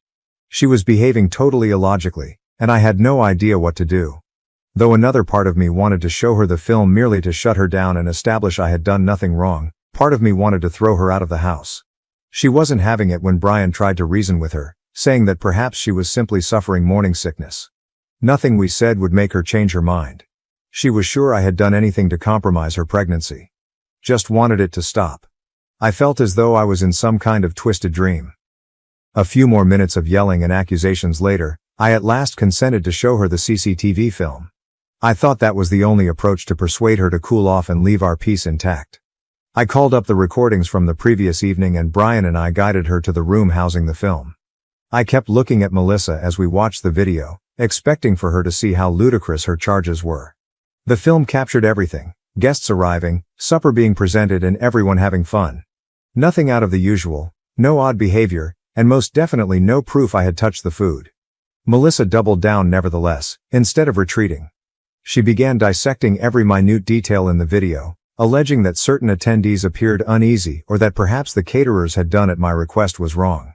She was clearly not going to let this go. She was grabbing at straws. She then turned to me out of nowhere and declared, if I didn't confess to what I'd done, she would take this to the next level. She was discussing urgent charges, visiting law enforcement and even suing me for what she claimed to have been an attempt to damage her unborn child. Never had I seen her like this before. So enraged, so resolved to have me the villain in her narrative. When Brian tried to step in once more, implying that Melissa might be simply overwhelmed with all that was happening in her life, she was not having it. She was dead focused on having me pay for something I had not even done. I didn't understand why she seemed to be on a mission to ruin me. I became stuck. She would assume I was hiding something if I hadn't shown her the footage, but even with it, she wasn't happy. I had no idea what else I could do to prove my innocence, and the idea of her dragging this out in front of courts or the police horrified me. I simply wanted the whole thing to stop. I was totally lost. I'm thus left wondering, Reddit, how I should address this. Should I keep trying to reason with Melissa, or should I enable her to forward with her threats and handle the consequences? All of this baffles and hurts me greatly. I have no idea what to do. Update 1. Hey Reddit, thanks for the guidance and encouragement. Things have turned wild, and I have to tell what happened next. I chose to attentively check the CCTV footage following Melissa's tantrum to be sure I had not missed anything. Though I expected nothing, I was driven to clear my name and put this entire disaster behind me. Something struck my eye as I was viewing the footage. James, Melissa's boyfriend, stood close to the drink table during the party. It was delicate, but when Melissa turned away, I saw him slide something into her drink. What the fuck was happening? Several times I watched the video to be sure I wasn't seeing things, but it was obvious. James had clearly placed something in her drink. I started to shock. What had he done? Explain why. Though I knew I had to face him about it, I also realized this would cause even more upheaval. I requested James to visit when I phoned him. Though he sounded tense, he agreed. I wasted no time when he got here. Showing him the video, I insisted on an explanation. At first he tried to deny it. But when he realized there was no going around it, he finally admitted. James owned up to having tainted Melissa's drink with Plan B. She had been pressuring him to have a baby, he said, and he wasn't ready for that kind of dedication. Melissa reportedly had been lying to him about using birth control and he freaked out upon learning of it. In a flash of fear, he dropped the pill into her drink, trying to stop the pregnancy without facing her squarely. I said nothing at all. Her boyfriend drugged her to stop her from becoming pregnant. For actual? James confessed, and I had no idea what to do going forward. Furious, outraged, and even a little afraid of what this would imply for all the people involved. Though I knew it would destroy Melissa, I realized I couldn't keep this to myself. She deserved the truth. I urged Melissa to come over when I phoned her. She was still furious when she got there, most likely anticipating another argument about the meal. But her face went white when I told her what James had done. She first just stared shocked at me without saying anything. She first tried to dispute it, claiming I must have somehow edited the recording, when I showed her the video. But the data was clearly there, and finally she had to confront reality. She moved from denial to rage when it sank her at last. She began yelling at James, calling him every name found in a book. She was tossing stuff and blaming him for destroying her life, so it was a full-fledged tantrum. Then in the middle of her tirade, she blurted out something even more startling. She acknowledged her lying about her pregnancy. Fearful James was about to leave, she claimed she made up the pregnancy to try to trap him back into her house. She reasoned that he would have to commit totally if he thought she was expecting his child. I stood absolutely stunned. Here I was believing she was really pregnant and that she had told me at my party out of some sick craving for attention, but it was all a lie, a hopeless, pitiful attempt to control James. And now her lie had exploded in front of her in the worst conceivable manner. Then Melissa turned on me and started accusing me of destroying everything. She said she could have maintained the lie and things would have been better if I hadn't shown her the video. It still astounded me. Even after all she had done, she was still working to twist events to make me the bad guy. My dad and Diane arrived in the thick of this turmoil as if things couldn't get bad. Melissa apparently had called them on her way over, screaming about how I was out to get her, so they came over to cool things up. Still, they strolled in exactly as Melissa was heading off on James. Things were anarchy. Diane launched Melissa's defense right away, asking what I had done to irritate her daughter. Diane would not hear me trying to explain everything. James spiking the drink. Melissa lying about the pregnancy. Saying I had always been jealous and was only searching for a means to destroy Melissa's life. She accused me of setting her up. My dad, on the other hand, first said nothing. After seeing the tape and listening to James, he turned to Melissa with an expression I had never seen before. Not even does disappointment start to cover it. She had done, lying about something as significant as a pregnancy, controlling everyone around her, and then turning on me for revealing the truth, something he couldn't believe. My dad backed me in a dispute with Melissa for the first time. He advised her to accept accountability for her behavior as what she did was unacceptable. Of course, Melissa did not respond particularly well. She began to cry, claiming that she is always the one blamed while I am treated like the golden kid and that no one else ever supports her. Diane took great offense at my dad for not standing up for Melissa. She charged him with deserting their family and enabling me to turn him against them. With Melissa screaming in the background, the whole event descended into a protracted quarrel between my dad and Diane. It was a horrible catastrophe. All I wanted was everyone to go. They finally did. Melissa was still sobbing and Diane glared at me like I was the devil when my dad advised Melissa and Diane to head home and cool off. I was utterly exhausted. All I wanted was a decent anniversary party and business news, and suddenly this catastrophe had my family in disarray. Right now I'm at a complete loss, hence I could really appreciate some guidance on how to handle this. Update 2. Good Reddit, I'm back offering more updates. Since that turbulent day, things have become convoluted, and I am still trying to make sense of it all. Word got around among our relatives and friends once the dust settled from the major disclosure on James spiking Melissa's drink. Though you know how these things go, people talk, I did not want it. Concerned about the situation, business associates and a few close friends contacted me. While some were encouraging, others seemed concerned about how this mistake may damage my company's standing. Given something as serious as accusations of spiking cocktails and lying about a pregnancy, I suppose that makes sense. No one wants to be connected with scandal. Though within I was slightly panicking, I told them everything was under control. Having this drama leak into my work life is the last thing I need. Regarding Melissa, her standing has suffered greatly.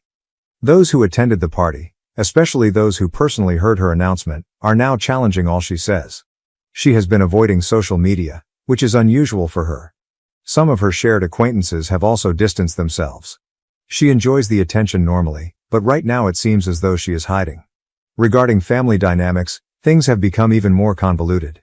James split from Melissa soon after everything became clear. Unable to handle the aftermath, he was naturally enraged over being controlled.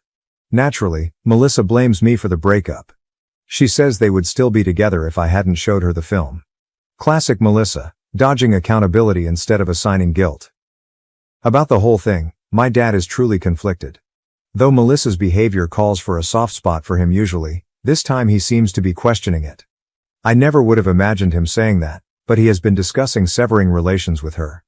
It has severely damaged his relationship with Diane, who is still protecting Melissa.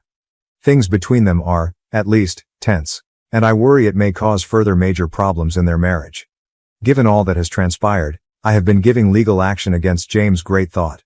Though it was under Plan B, what he did, spiking Melissa's drink, was utterly out of line. Speaking with a lawyer, they advised me that things may get complicated even though they stated I have a case should I wish to file charges. Given the whole affair has gone public, James might countersue for slander, particularly now. It's a lot to consider and I'm not sure if the extra stress is worth it. Melissa has been flitting about threats of a lawsuit against me for emotional suffering at the same time.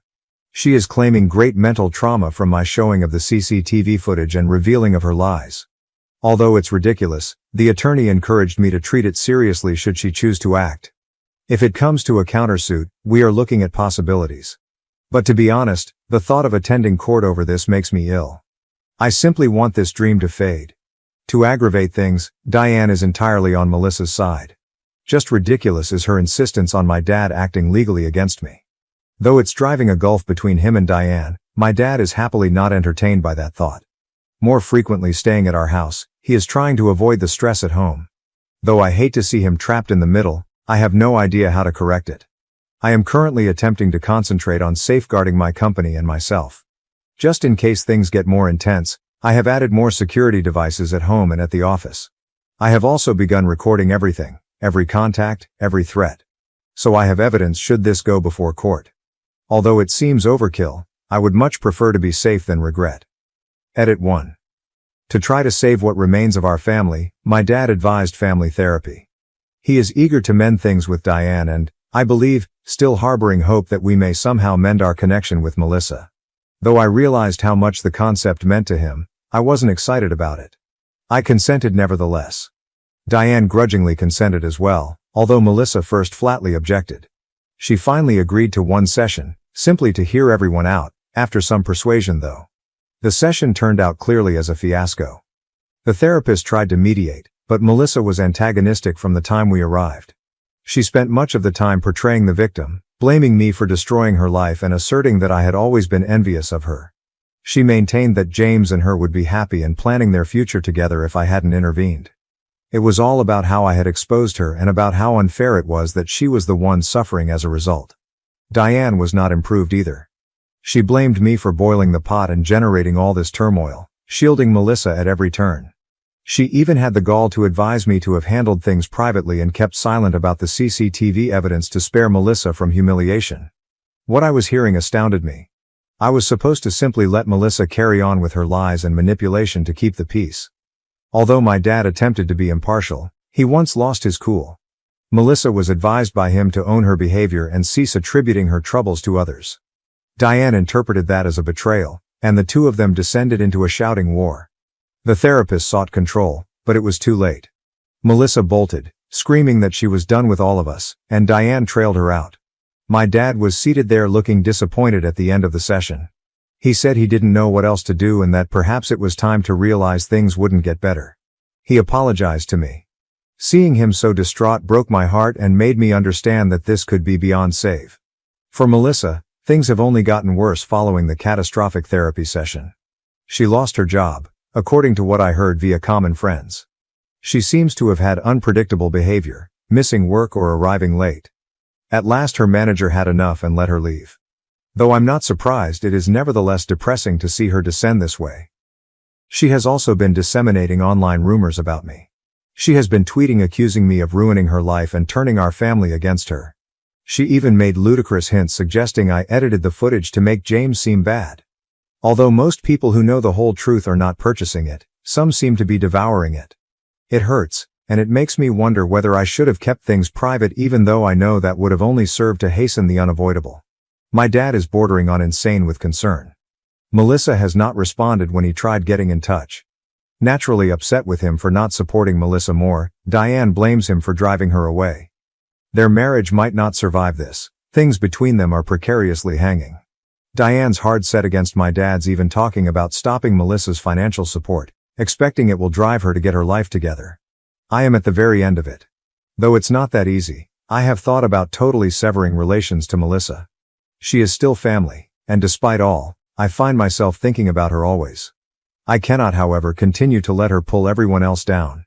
I have begun researching legal choices to guard against the falsehoods she is disseminating online. Though my attorney is counseled to write a cease and desist letter, I am unsure.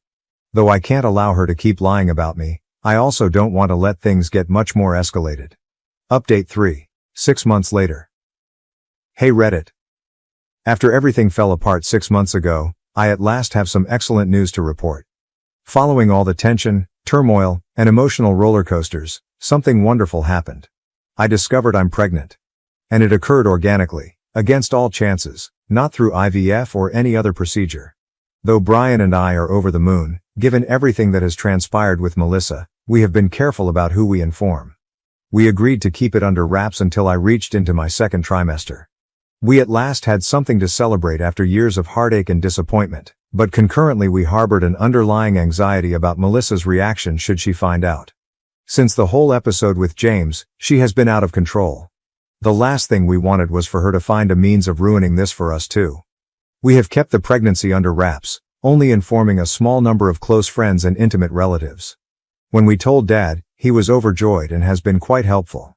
Diane, on the other hand, responded somewhat inconsistently. She seemed a little aloof as well as pleased for us.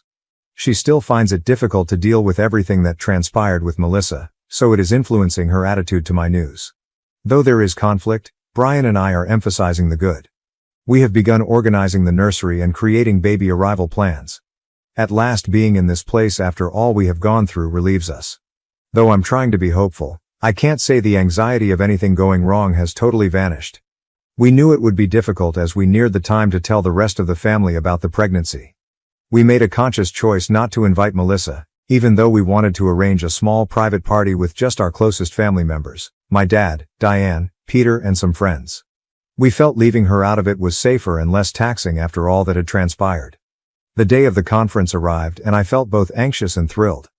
After everyone had finished our modest supper, Brian and I got up to make our announcement. As I told everyone the news, my heart was pounding, but the response was just what we could have asked for. Peter was delighted at the prospect of being an uncle, while my dad was ecstatic and leaped to hug us both. Though I could see she was holding back a little, even Diane grinned and congratulated us despite her recent distancing. Diane inquired whether we had told Melissa, and there was a period of awkwardness following the initial enthusiasm. Everyone in the room was clearly tense waiting for my response. We hadn't told her yet, I said, and with everything that has transpired, we weren't sure how to approach it. Diane appeared torn while my dad nodded in comprehension. She pulled back, most likely thinking it wasn't the proper time, even though I wanted her to offer Melissa over. With everyone toasting to the new family addition, we ended the evening on a positive note. It seemed like a turning point, as though perhaps we were at last past all the drama and suffering. The news got out the following day. Although we hadn't yet put anything on social media, in our family word of mouth travels quickly. Not long after, I began receiving texts from friends and relatives all wishing well. I knew it was just a matter of time before Melissa found out, even as I was savoring the optimism and trying to keep focused on the happiness of the moment. Later on that evening, sure enough, my dad called. He seemed tense and mentioned Melissa had learned about the pregnancy through common connections. She was enraged, he said, outraged that we hadn't informed her straight and that she had to learn through someone else. He cautioned me that she might show up at our place. He was right. Melissa showed up at our house that very night, exactly as my dad had cautioned. As Brian and I were relaxing from the day and savoring a quiet moment together, we heard pounding on the front door. I recognized it even before I unlocked the door. Melissa looked angry, almost unhinged as I let her in. She launched her tirade without wasting any time. She stated it was obvious I was trying to eradicate her from the family and accused me of purposefully keeping her off the announcement. She continued on about how unjust it was, how she had gone through so much, and how I was rubbing my pregnancy in her face. She wasn't having any of it when I attempted to remain cool and explain that we had kept the pregnancy under wraps for a purpose and that we were going to inform her once we were ready. She persisted in saying that I had done this to pay her back off for what James had done.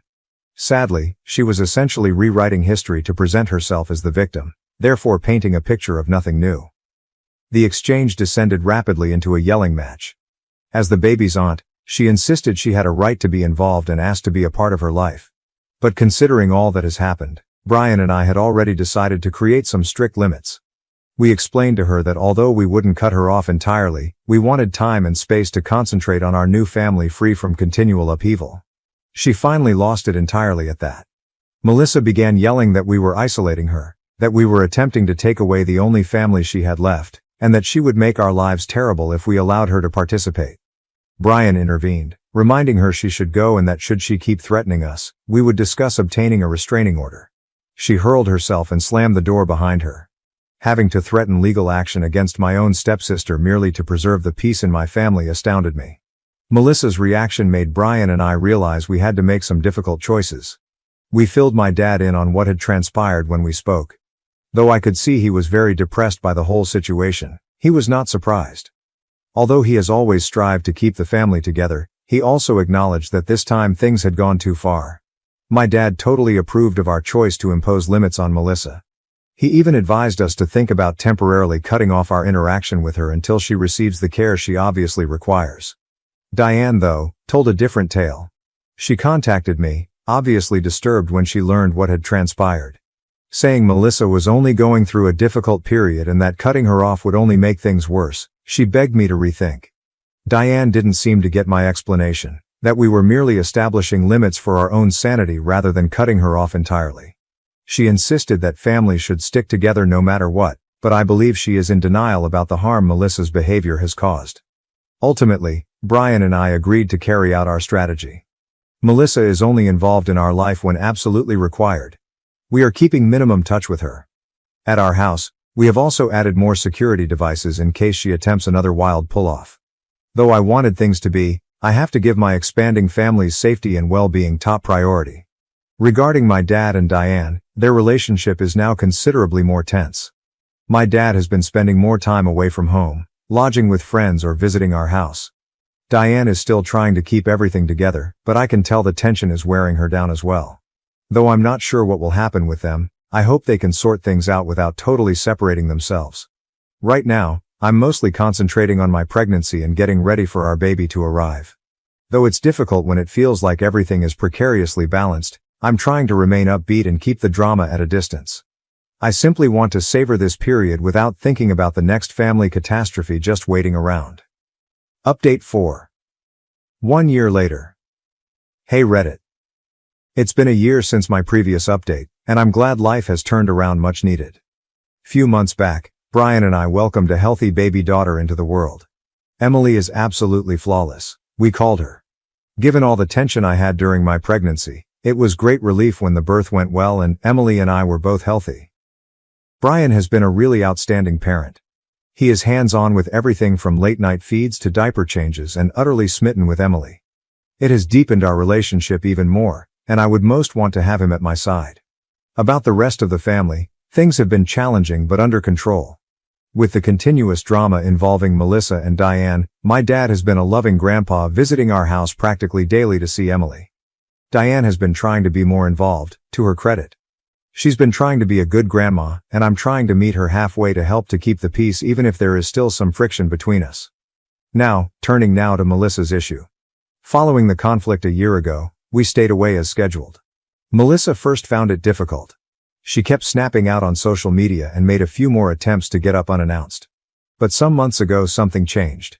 Unbelievably, Diane persuaded Melissa to begin treatment. Though I had low expectations from it, Melissa seems to be at last making some development. My dad claims Melissa has been routinely attending treatment and has even begun to admit some of her prior actions. She contacted me a few weeks ago to really apologize rather than to assign blame or accusations. Though it was a brief note, it seemed honest. She said she was working on herself and realized she had been acting out of envy and hurt. She stated she hoped we might have a relationship eventually, even if it would take time, not asking for forgiveness. Though I was careful to reply, finally I responded briefly thanking her for getting in touch. I told her I'm willing to restore our connection, but it would have to be slow and under my terms. She has thus so far shown respect, more than I would have expected. Melissa seems to be doing well generally and also started a new career. She's not returning to her former self, but she is displaying maturity that I really never would have expected. Though still on guard, I am gently hopeful. Though I'm not ready to let her back into my life completely and trust won't be established overnight, I'm hoping this could be the beginning of something wonderful. I suppose that is it. I appreciate all of your support and counsel throughout the past year. Though it's been an unusual road, I'm glad to have somewhere to share it all. If something noteworthy occurs, I will keep you informed. But for now I'm simply looking forward to savoring life with my small family and seeing where the future leads us. My fiancé demanded I put his family first, even at the cost of my sister's health. Now I'm reconsidering everything. Original post, October 25th, 2023. Throwaway as my work friends are on my main and they don't know this is going on. Also, it is obligatory that this is on mobile, so spelling and grammar will be poor. This is a long one, but I'll try and keep it as short as possible.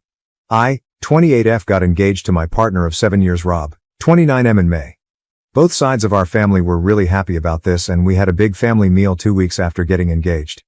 His brother lives 250 miles away and couldn't get here for that meal, so we decided to have a meal just for his family in late June when his brother would be back for the weekend. This weekend was arranged long before we got engaged, so he wasn't back just for the meal. Earlier this year my sister Kim, 32F, got a serious eye infection that very quickly turned into an ulcer, which scarred her cornea and left it at a high risk of a perforation. She needed a corneal graft, but her surgeon was away for 4 weeks, so she was going to have to wait until he got back to have it.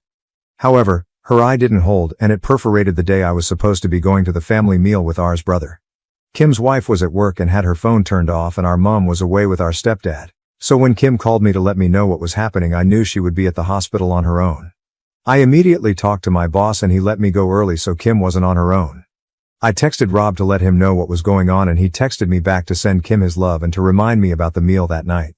I ignored the comment about the meal as it was the last thing on my mind. Once I got to the hospital, I was taken back into a room where Kim was, to be greeted by 3 doctors and 2 nurses rushing around trying to help Kim. I was then informed that she needed to have an emergency operation to have her eye glued or else she would lose it. The problem was that they didn't have a surgeon at that hospital that could do it and she needed to go to another hospital an hour and a half away. They asked if she would need transportation or if I could take her. I said I would take her. Once we got to the other hospital, we were told that she would be having the operation at 5:30 p.m. I knew then that I wouldn't make dinner and text Rob to let him know. He flipped out and basically told me to leave Kim at the hospital and have her wife pick her up after the op was done. At this point, I still hadn't been able to get a hold of Kim's wife. I told him that wasn't going to happen and that he was out of order to even ask me to do that. I then texted his mom and told her what was going on. She was really supportive and told me to stay with Kim and let her know how the op goes. A dinner can be rescheduled, Kim's health can't. I also spoke with his brother who was equally understanding. I stayed with Kim, her operation was a success and I got her back home about 9 p.m. Her wife had ordered some Chinese and offered me some, which I happily accepted as I hadn't eaten since lunch. With that I didn't get home till about 11 p.m. and Rob was already asleep. Rob was very short with me for days after and we ended up having a huge fight where he told me that I should have put his brother and family before Kim. He said he was embarrassed to go to the meal without me.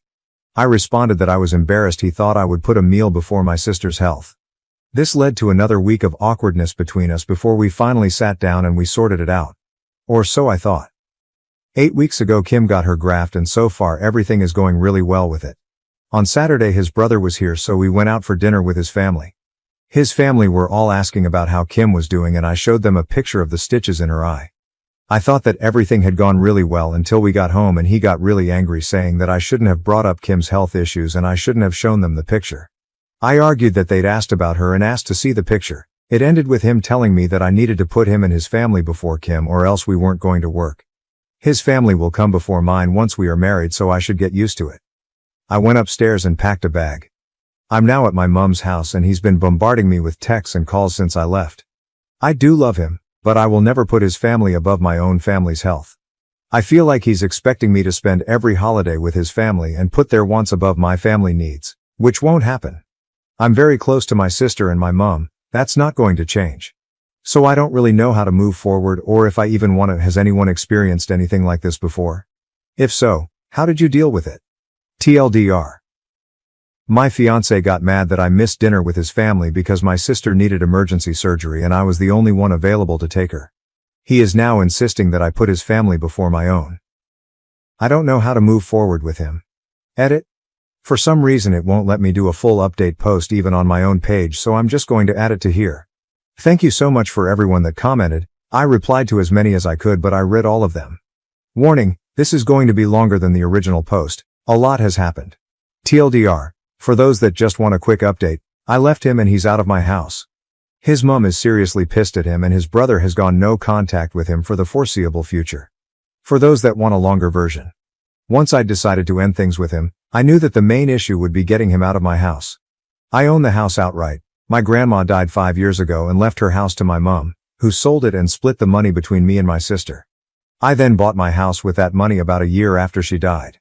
I got in touch with my stepdad's friend, who was a landlord the day after I wrote my original post, who then put me in touch with his solicitor. He didn't have time to see me in person that day, but we did have a phone call where he gave me my options. In the UK we have something called a Section 8 notice. This is a 14-day eviction notice and the solicitor said this would be the quickest way to get him out, however he could try and contest it if he wanted to, which would lead to court dates and could take months. I asked him to draw up the notice and date it for Friday, the next day. I'd already made the decision to end things with him after work on Friday, so that he could have the weekend to sort through his emotions before work on Monday. On Friday morning I texted Rob and asked him to meet with me at our local pub after work. He quickly agreed. Not only is the pub a public space, but my stepdad and a few of his work friends go in there every Friday after work for a few pints, so I knew he would be there to step in if I needed him. Thank you for suggesting this, Redditors. I also picked up the eviction notice on my lunch break, so I was ready to give it to him. Cost £250 but was worth it. When I got to the pub, Rob was already there and my stepdad was standing at the bar with his workmates. I sat down with Rob and got straight to the point. I told him that it was over. I couldn't be with someone who didn't give me any support when I was going through one of the scariest moments of my life and expected me to drop my family for him. It didn't matter what excuses he could come up with. I wasn't interested. I'd made up my mind and we were done. He stared at me in shock for what felt like an hour but was probably only a minute or so. He then started saying I couldn't be serious. We'd been together for 7 years and I was throwing it all away. I could never find another guy like him. I responded to the last comment with, I don't want a guy like you. That's why I'm ending it. I need someone who will support me when times get tough, not get annoyed that the world isn't bowing down to what he wants. I then handed him an envelope with the eviction notice in and my engagement ring. I told him I was giving him a few weeks to find a place and be out of my house. Then I stood up and walked over to my stepdad, who had bought me a much-needed drink, and stayed with him until my ex left, still looking in shock. I knew he wouldn't approach me whilst I was with my stepdad, as he has always been a little scared of him. This is obviously a very condensed version of what happened. Once I got back to my mum's house, I had one single text from him saying he wasn't moving out and was going to contest the eviction until I'd come to my senses and got back with him. We are not over, was how he ended the text. I just turned my phone off and decided to deal with the legal side of things on Monday. There was nothing else I could do.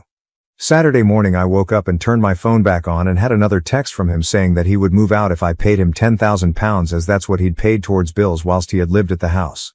He paid for half the electric, gas, Wi-Fi and Sky package. Note, the Sky package is only as expensive as it is because he has to have every sports channel known to man, so his half literally just paid for the sports channels. I'd already asked the solicitor about this though, and he'd assured me that I didn't owe him any money as he hadn't contributed to a mortgage or any renovations of the house. It was just general expenses. He also knew that I don't have £10,000 just lying around. Let's say I was irritated by this and decided to ring his mum to see if she could talk some sense into him. I'll call his mum Sandra to make it easier. She was appalled by what I told her and said she would speak to him. She called me back about an hour later and asked me to meet her at the house. Rob was on an away day to watch his football team play and wouldn't be back till about 10 p.m. so I knew he wasn't there.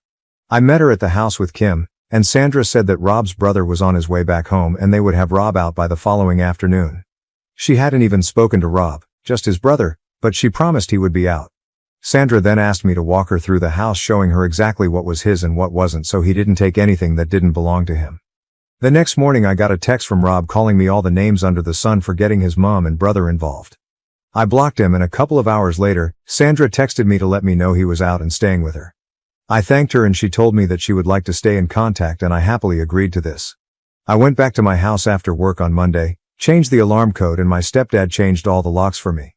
My stepdad is also arranging for a friend of his to install cameras around the outside of the house, This will be done over the weekend.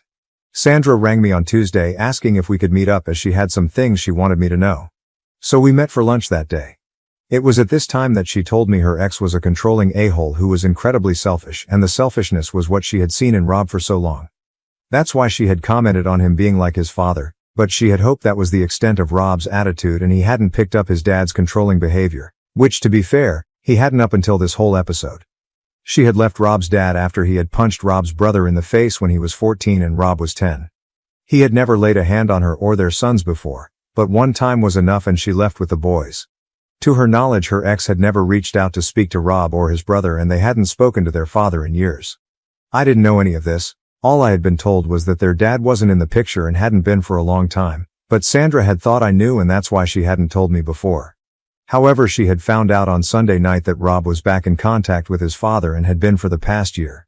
His dad had been putting lots of thoughts into Rob's head about how he is the man of the house and his family is all that matters. This had fed into Rob's selfish tendencies and had amplified them tenfold. Sandra said that she had told him to find somewhere else to stay ASAP as she couldn't even look him in the face. Then Rob and his brother had a huge argument that ended with his brother telling him that as long as Rob is in touch with their dad, then he will have zero contact with him. Even going so far as to tell him to spend Christmas with their dad because Sandra is going to his house and Rob isn't welcome. When Sandra took Rob's brother's side in all this, Rob flew into a rage and said he would move in with his dad. He then left the house, but came back a couple of hours later looking like he'd been crying. Turns out that his dad doesn't want him living with him and basically said he could be on the streets for all he cares. He's not putting a roof over a grown man's head. Sandra thinks that Rob is now starting to realize everything he has lost due to him listening to his dad and has seen his dad's true colors. Sandra is incredibly disappointed in him, but he's her son, so she is trying to be there for him as best as she can. However, she still wants him out as she doesn't trust him anymore. His brother still won't have anything to do with him. She has also told him to stay the hell away from me as I don't need to be brought into this, and he has promised her that he will. Only time will tell if that's true, but I do have him blocked on everything, and if he turns up at the house I will just call the police to get rid of him. The more Sandra told me about what had been going on behind my back, the more resolute I became about wanting nothing to do with him. I never want to see him again, if I can help it. So all in all, Rob's life is a shit show, but as long as he stays away from me then I don't care. I've been spending a lot of time with my sister and her wife as well, and my mom and stepdad, which has been great. I've never really been close to my stepdad, but this has brought us a lot closer together, which has been one huge positive out of all this. I'm not exactly happy right now, but I'll get there. There's still a lot of feelings that I need to unpack, and it will take time to move on from this whole situation. I don't think I will be dating for a while. I need to really get over all this and don't want to dump this on anyone else right now. For all those asking how Kim is doing, she's doing great. Had a hospital appointment on Monday and her consultant said her eye is healing, in his words, marvelously. So that's a relief. Thank you to everyone that reached out to me. I hope there won't be any need to update this again, so this should be my final update. For telling my ex that it's not my fault that he's homeless. November 26, 2023. So I 28 have posted on relationship advice before about my now ex 29M. The post and update is in my profile. But basically my ex-fiancé wanted me to put his family before mine even at the cost of my sister's health. I ended up breaking up with him over it and he was forced to move in with his mom, who then found out that he had been in touch with his abusive dad who was twisting his view on how a relationship should work. Last I heard was that his mom was kicking him out as she would not have anyone in her house that was in contact with her ex, and that he had tried to go live with his dad, but his dad had refused. I was completely NC with him, so his mom was the one that had told me this. I'll call my ex Rob and ex-mom Sandra to make things easier. I hadn't heard from Rob in weeks, but yesterday he showed up at my house. I had the chain on my door so opened it with that still attached, no way would I let him in. He basically told me that he had nowhere to live. His mom isn't speaking to him and his dad won't put a roof over a grown man's head, his words not mine. He asked if I would take him back or at least let him live with me. No way in hell would I get back with him, and getting him out the first time only went easy because his mom stepped in to help.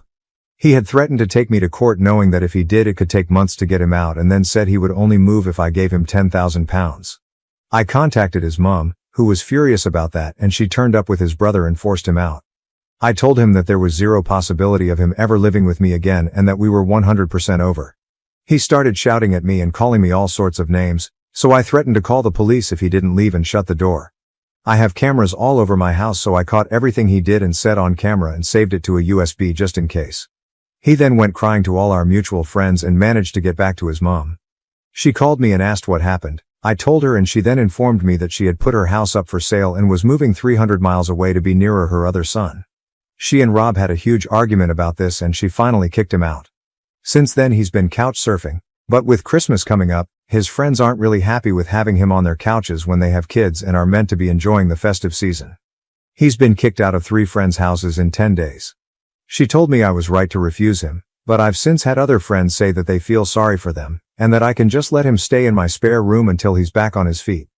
I then asked them to put him up, but they said they would but don't have room, and if they had a spare room like me then they would let him stay. My family and his are on my side, but I'm starting to doubt myself with what a couple of my friends have said. So Reddit, AITA? Edit. Just a quick edit as I'm going to bed. I've just spoken with the wife of one of Rob's friends and she's asked to meet me on my lunch break tomorrow. Apparently, Rob stayed with them for 2 nights before she kicked him out, and there's more going on than what I know of. She's going to tell me the full story tomorrow, but told me that I shouldn't let him anywhere near me and that he's staying in A&B so he does at least have a roof over his head right now. I'll try to update after I've spoken to her. Update, November 27th, 2023. So I posted yesterday about my ex turning up at my house wanting me to let him move back in with me. I said no, but a couple of friends thought I should let him and that messed with my head. Rob is my ex. A few people told me to change my lock, etc. I did that and changed my alarm code, as well as my stepdad got his friend to put up 4 cameras around my house. I'm also going to start shutting the gate so that no one can walk up to the house without ringing the bell there first. I put in an edit that I was going to meet with one of Rob's friends' wives for lunch today, and I have to say that it was informative for sure. I'll call her Nat, 30F, and her husband Zach, 29M. So I went to meet her on my lunch break at a cafe near my work. It's a place that a lot of my co-workers go to, and I know the staff there as well. A few Redditors thought that she might bring Rob with her, so I wanted it to be somewhere I feel comfortable and have backup if needed. Turns out that I didn't need to bother about that. When I got to the cafe, Nat was there on her own. I grabbed some lunch and a drink and sat with her. We went through the usual small talk before she started telling me what had been going on. Rob rang Zach on Thursday morning saying he had nowhere to go and could he stay with them for a few days.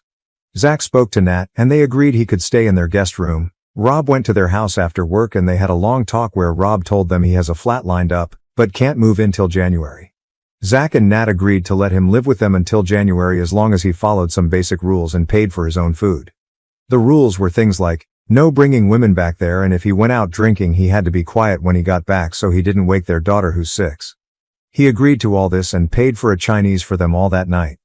The next day after work Rob went to meet his dad in the pub for a few pints.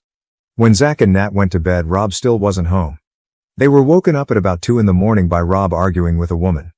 Apparently, Rob had met this woman in a bar, took her back to Zach and Nat's house, got his pleasure and then told her to get dressed and fuck off once he was done.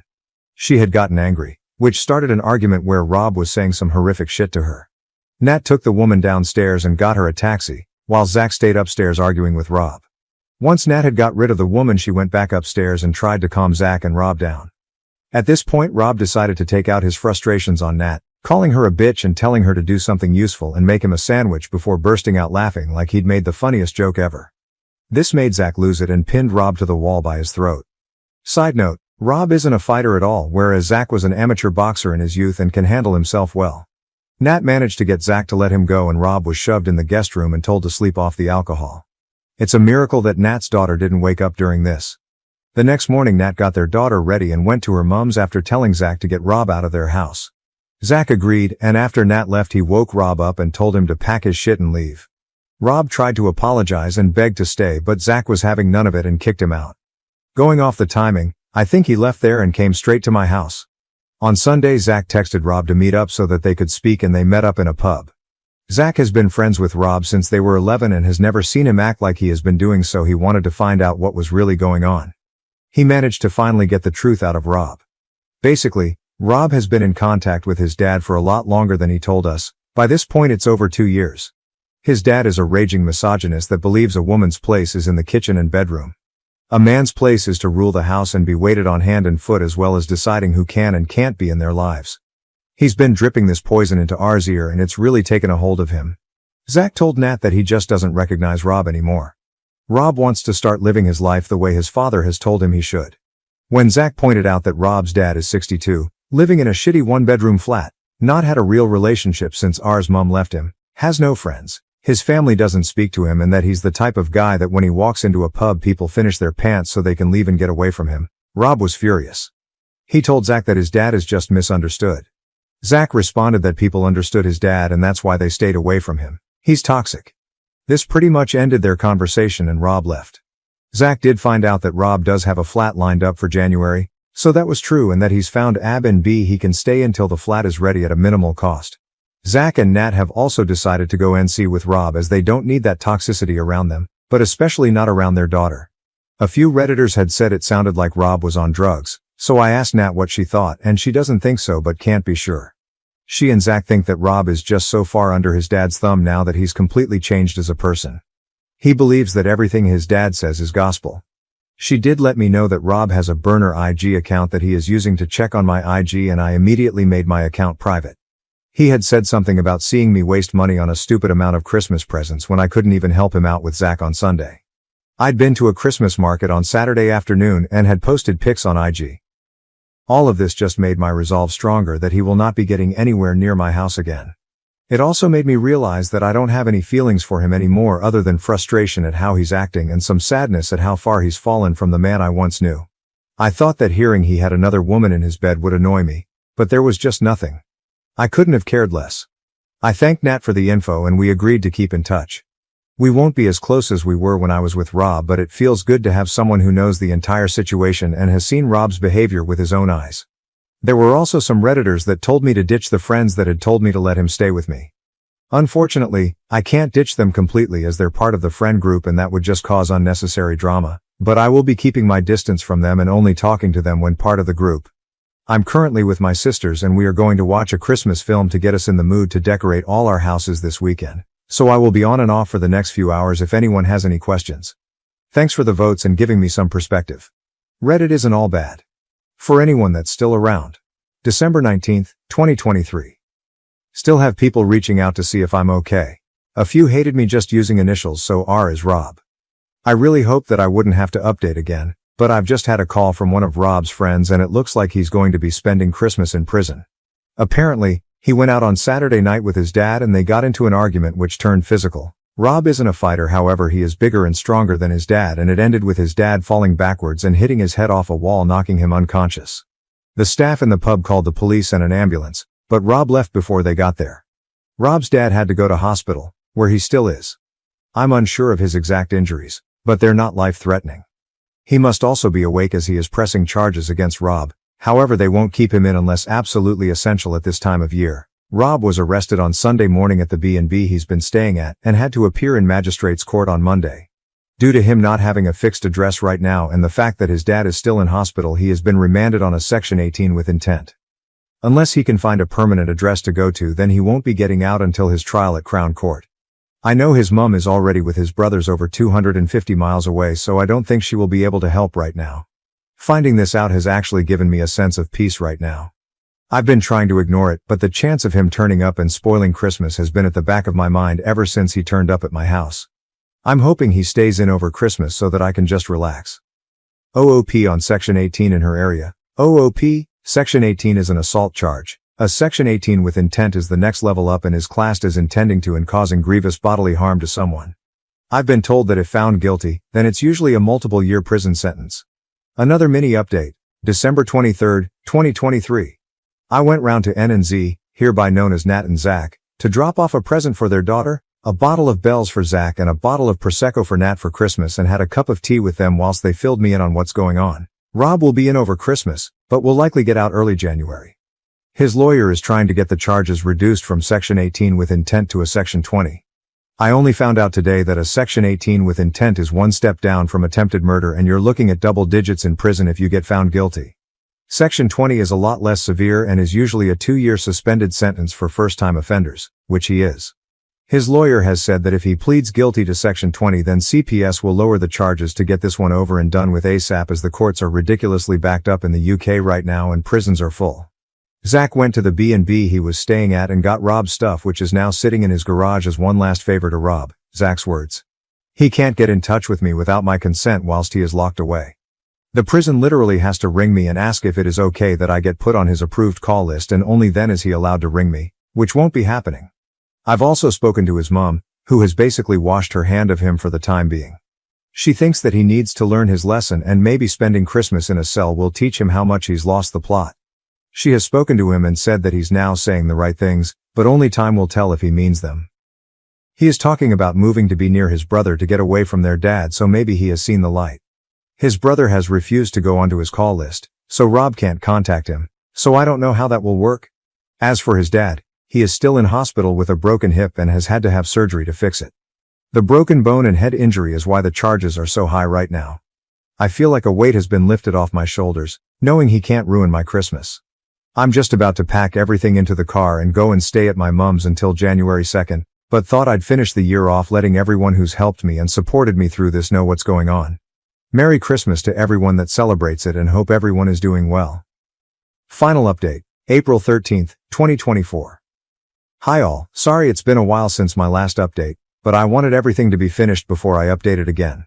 Rob spent Christmas on remand in prison. He didn't get out until the second week of January, and that was only because his mom agreed to let him stay with her again. He had his plea hearing the first week of February, where he pleaded guilty to a Section 20 assault. He then had to wait until last week to get his sentencing court date. I didn't know how much actually goes into sentencing. They had to get a victim impact statement, a pre-sentencing report from probation, statements from his mom and brother. His barrister even reached out to me to give a statement saying that we had broken up and I'd asked him to leave the house. He used our breakup as an extenuating circumstance, saying that because of the breakup of our relationship and him losing his home, that had seriously impacted his mental health. The statements from his mom and brother also confirmed that he had lived in an abusive home when he was young, so he claimed he had PTSD because of that. These were all read out at his sentencing. He was going to get 3 years, but the judge knocked time off for pleading guilty and for mitigating circumstances. That left him with a 16-month sentence that was suspended for 18 months. As part of the conditions for his release, he isn't allowed anywhere near his dad, he has to go to counseling for his supposed PTSD, and he isn't allowed to drink alcohol. He even has an ankle monitor that tests his sweat every half an hour for alcohol and will alert probation if he gets a positive result. Luckily for him, his boss has let him go and work at their main location in the city that's half an hour away from here, and probation was happy for him to live there as well. He moved into a flat there this week, so I don't have to worry about running into him. I haven't spoken to him at all, and I don't want to either. He has tried reaching out through a couple of friends, but they've respected my decision and told him to move on with his life. However, I did speak to his mom yesterday and she said that she thinks he's depressed, but so far he's doing okay. She's the one I got all of this information from. It's a strange mix of emotion for me towards him, as I still care on some level, just not enough to keep him in my life. I know I need to keep him away from me, as I can never see him like I did at this time last year. It's crazy to think that it's only been a year since we got engaged. So much has happened. Other than those mixed emotions, I'm doing well. I've been hanging out with my sister and her wife a lot more, as well as catching up with friends. I'm still working at the same place and I don't see that changing anytime soon. For the people asking about my sister, she's doing good. She had a setback last month, but she seems to be over that now and has just been approved to have some form of newish stem cell treatment at the UK's biggest eye hospital. Which is fab news. She tried to explain it to me, but it involved them taking her blood and putting it into her eye, which grossed me out, so I told her to stop.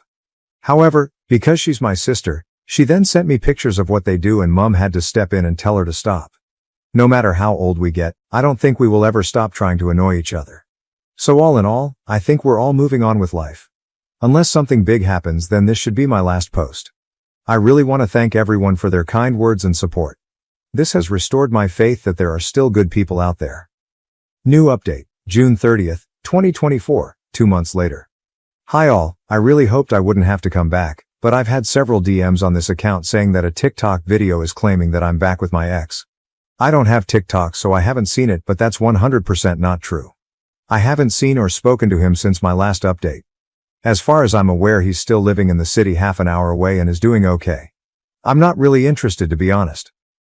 Rob's mom has accepted an offer on her house and has moved in with his brother until she can finalize the purchase of her house and find a flat she likes. Everyone else is doing well. My sister is the same and her eye is still healing. She's got some new glasses and says her vision is now nearly back to normal, so that's good. My sister and 7 other family and friends went out to Germany for England's first game, which was a lot of fun. Other than that, I've just been working and finding my new normal. Please don't listen to anything said about this on TikTok, YouTube, or anywhere else. I will not be getting back with Rob. That ship has sailed off the edge of a cliff. Relevant comments. Has Rob reached out to OOP? OOP. He was informed that I didn't want to speak to him and wanted to be left alone, and he respected that, thankfully. I just want us both to move on now. My daughter left me for her stepmom.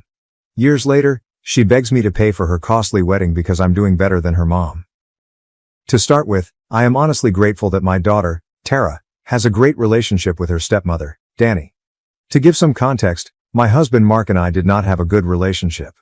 We fell in love quite young and got married because we thought that was the right thing to do. I got pregnant with Tara, and although Mark tried to be a good father, he was also extremely lazy. He never helped me with Tara in any way. I was the one who fed her, changed her diapers, stayed awake the whole night until she could sleep, bathed her, and took her for walks. Mark was the fun parent who would just come home and spend an hour with the baby. During that 1 hour, I would be cooking his meals or cleaning up the kitchen. Mark would then have his dinner and go into his den to play video games. If I ever asked him to help me around the house or with Tara, he would tell me that this was a woman's job and that was how God intended it. This would lead to us having disagreements, where I would plead with him to help me out because I was too exhausted, but he would refuse point blank. One time, I was too sick to even move around, so I asked him to please look after Tara so I could take some rest and recover. He started an argument with me, calling me lazy and saying how his mother never asked his father for help. It really angered me because he was as much Tara's parent as I was, yet he never lifted a finger. I yelled at him that if he didn't help out, I would pack my bags and leave him. This rattled him a bit, so he grumbled but eventually took a leave of absence to take care of Tara so I could sleep for a few hours. As my maternity leave was coming to an end, I asked my mother if she could babysit Tara during my working hours, and she graciously accepted. Mark's mother never even offered to help, but I was fine with it. Mark didn't like that I was going back to work since he had been trying to get me to be a stay-at-home wife for a long time, but I always refused. Looking back, I am thankful that I never left my job, since Mark lost his job when his company downsized. This was a shock to him as well as the other employees who were let go. When he told me, I wanted to panic too because we needed the money for household expenses and taking care of Tara. However, I knew if I panicked, he would get even more anxious, so I assured him that I would bear all the expenses around the house until he could get back on his feet. Since he did not have a job, I asked him to look after Tara so my mother could get a break from the babysitting duties. At first, Mark didn't want to, but eventually, he agreed. Every day, I would come back home to find Mark sitting in the same spot on the sofa, playing video games with Tara playing on the floor nearby. Basic needs like meals and baths were neglected, and I often returned home to find Tara hungry and unkempt. This would obviously make me angry because, on one hand, I had no choice but to work hard to single-handedly support my family, and on the other hand, I felt guilty that my daughter was being neglected. I remember that during this time, we would fight a lot more, with Mark saying how he was trying to find a job, yet he never went for any interviews. 6 months after spending his days at home, Mark told me he wanted to take up a business course. He had always wanted to start a business, but I just didn't think it was the right time, as I wanted him to find a stable job for the time being. However, he had apparently already discussed it with his parents, who were ready to pay for his college fees. I was the last one he informed, as if I meant nothing to him as a partner. I think this should have been my time to leave, but like a fool who refuses to quit, I stayed. While I worked and looked after Tara, Mark went back to study. Eventually, he graduated and started his own business. It was doing well, so he started hiring people under him. This is how Danny came into his life. She was this young, perky girl straight out of college and was hired to be his personal assistant. Danny and Mark would spend hours together, but I never thought anything of it. The thought of him cheating never even crossed my mind. However, Mark started introducing Tara to Danny every time he took her to his office and insisted on Tara and Danny spending time together.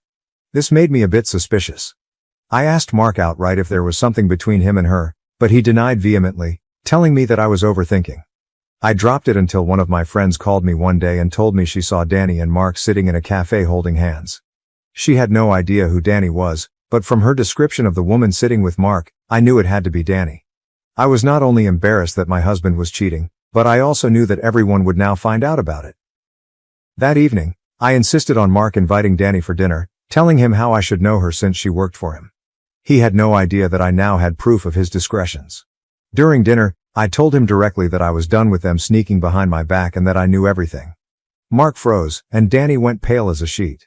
I told her that I didn't care if she was sleeping with my husband because, at this point, no one could save our marriage. Danny and Mark looked at each other, and she finally confessed that she was in love with Mark. She went on to say that she didn't mean for this to happen and that she was sorry for everything. However, Mark asked me why I had invited Danny if I already knew everything, and he started telling me how I had no right to embarrass them. He told me how he was not going to sit there and apologize since I was the one who had failed at our marriage first. I scoffed as he went on to blame me, saying how I should have tried to keep him satisfied, but I never did because I was always too busy trying to be independent. I shook my head and reminded him how my work put food on the table while he was jobless and when he was off going to study. Mark argued that I could have left my job after his business was doing well, but I told him that I couldn't take any chances and that we both needed to have jobs to bring in the income necessary for our future. I was so pissed at this man for trying to weasel his way out of this fiasco that I went on to tell him how I had never neglected him or Tara and always did all the house chores regardless of my job, so he had no right to blame me. He kept trying to blame me, but I ignored him. I looked at Danny and mouthed good luck, before excusing myself from the table. I knew exactly what I had to do now. In some way, Mark was freed from the burden of finding an excuse to divorce him. Yes, I used to be in love with him at one point, but since Tara, we had just become roommates living in the same house. I was the one doing the bulk of the work around the house anyway, so I had nothing to lose by leaving him. I packed my bags along with Tara's, while Mark kept asking what I was doing. I informed him that I was leaving and would be sending him divorce papers soon. He tried to argue, saying that I was being too cold and that we should take a beat to think about it, but I didn't think there was anything left to think about anymore. I simply had enough and went to stay with my parents for the time being. If you're wondering if his parents ever reached out to me and comforted me, then you're wrong. They never said anything to my ex for breaking up the family. It was only later that I found out the reason why. You see, Danny was not just young. She also came from a wealthy family, and by marrying her, Mark would be securing his money back. Honestly, I did not care about all that. My goal was simply to ensure that Mark and I could be good co-parents for the sake of Tara. From my first impression, Danny didn't seem like a bad person, so I hoped that she could be a good step-parent for my daughter as well. During the divorce, I took half of my husband's assets, which was a lot since his business was making 6 figures. I bought a place for myself and Tara to live in. Mark and I had shared custody, so while I got Tara from Monday to Friday, he got her from Friday evening until Monday morning, when he would drop her off at school. After our divorce, he immediately let Danny move in with him. Tara would come back home and tell me how Danny and Mark would take her to expensive restaurants for dinner or to amusement parks. She would always be really excited to meet them during the weekend. In the beginning, I didn't notice anything. However, my daughter started detaching herself from me more and more. I was the parent who made her finish her homework or taught her to do chores around the house, just basic things like washing her own dishes or folding her laundry, and she didn't like that. I was the one who made her eat healthy food and refused to order from McDonald's every day. She would always insist on me buying her expensive gifts, which I didn't think were appropriate for a kid. Mark, on the other hand, was the fun parent who took her everywhere, and she would spend her weekends doing absolutely nothing except watching TV or eating good food. She would often tell me how chill they were, and if I didn't listen to her, she would say hurtful things like she wished she lived with them only. This would break my heart, but she was a kid, so I would let it slide. When Tara was 12, Danny got pregnant with twins. Tara was really anxious during this time and would constantly ask me if Mark would still love her. I had to reassure her that her father would love her no matter what. Her anxiety got so bad that I had to talk to Mark about it. In the end, he did talk to Tara and reassured her that nothing would change between them. However, Tara informed him that she wanted to spend more time with him, and he agreed. Hence, she started going to his place on Wednesday evenings instead of Fridays. Tara had her own room in the house until then, but since the twins were coming, Mark told her that they would renovate the basement for her while her bedroom would turn into the twins' room. Tara agreed. This all happened without my knowledge because at this point, my daughter was hardly communicating with me. She was so focused on being a part of Mark's family that she would hardly tell me anything going on in her life. After the twins were born, Mark informed me that for the next 2 months, Danny didn't want Tara to come over since she wanted to take care of the babies and give her 100% attention to them. I yelled at him that this would seriously hurt his daughter and make her question if he even loved her, But he argued back that he needed to be there for Danny and the twins and they were his first priority. When I broke the news to Tara, she started to cry and kept asking why Danny didn't want her anymore. I did my best to reassure her as much as I could. After a month, when Mark came to pick her up, Tara was beside herself with joy. She later told me how adorable the twins were and how beautiful her room was in the basement. After seeing the pictures of her new room, I did agree that it was pretty. Even though it irked me a bit that she had agreed to give up her room. After seeing the pictures of her new room, I did agree that it was pretty, even though it irked me a bit that she had agreed to give up her bedroom for the twins. However, if my daughter was happy, then I was happy too. As days went on, Tara would find excuses to spend more and more days with her father. She would tell me how she loved babysitting the twins since Danny sometimes needed a break. This really pissed me off, so I forbade Mark from using his daughter as a stand-in babysitter. He argued that this was how children bond, but I told him that his children could bond without Tara changing their diapers and feeding them with a bottle, which was not a job for a teenager. After some back and forth, he agreed. However, Tara yelled at me when she found out. She told me that Danny had informed her that I had complained to Mark about it. Tara said she wanted to do this for the twins, but I knew my daughter was desperately trying to fit in or be loved by Mark and Danny by doing whatever they wanted. I assured her that I had no ill intentions and that I wanted her to enjoy her teenage years. What Mark and Danny were doing was basically parentifying her, but she didn't care. This was the start of Tara always choosing Danny over me. I never disliked Danny, but it would hurt every time my own daughter compared me to her stepmother in every way. Teenagers can be harsh, and Tara was no different. She also started getting meaner and nastier towards me. For example, I remember once after work, I came home and was sitting watching TV while eating ice cream. When Tara came out of her room, she commented on how I was becoming a fat cow. It really took me by surprise, especially since I wasn't even fat. When I asked her why she said such a thing, Tara told me that Danny had taught her gluten makes people fat and that she wasn't allowed to eat gluten at Mark and Danny's place. I informed her that while that might be true for some, gluten is not inherently bad, and she had no right to body shame someone just because she didn't prefer eating it. As more days passed, Tara became an entirely different person. In every other conversation, she would bring up how Danny did this or that, and it essentially felt like she was turning into a mini Danny herself. She would refuse to go anywhere with me when the sun was out, telling me she didn't want to become tan. She insisted on skipping breakfast so she could lose a few extra pounds to fit into a bikini that Danny had bought one size smaller. She weighed herself every day and noted her weight in a diary. She would tell me how Danny had told her she had the potential to take part in beauty pageants if she stuck to this routine. I was so pissed when I found out about this. Up until that point, I had never had a conversation with Danny, but I decided enough was enough and finally reached out to her. However, Danny didn't see any issues with my daughter's behavior. She told me how she had simply suggested that Tara take part in a beauty pageant and that it wasn't her fault if Tara had taken it to heart.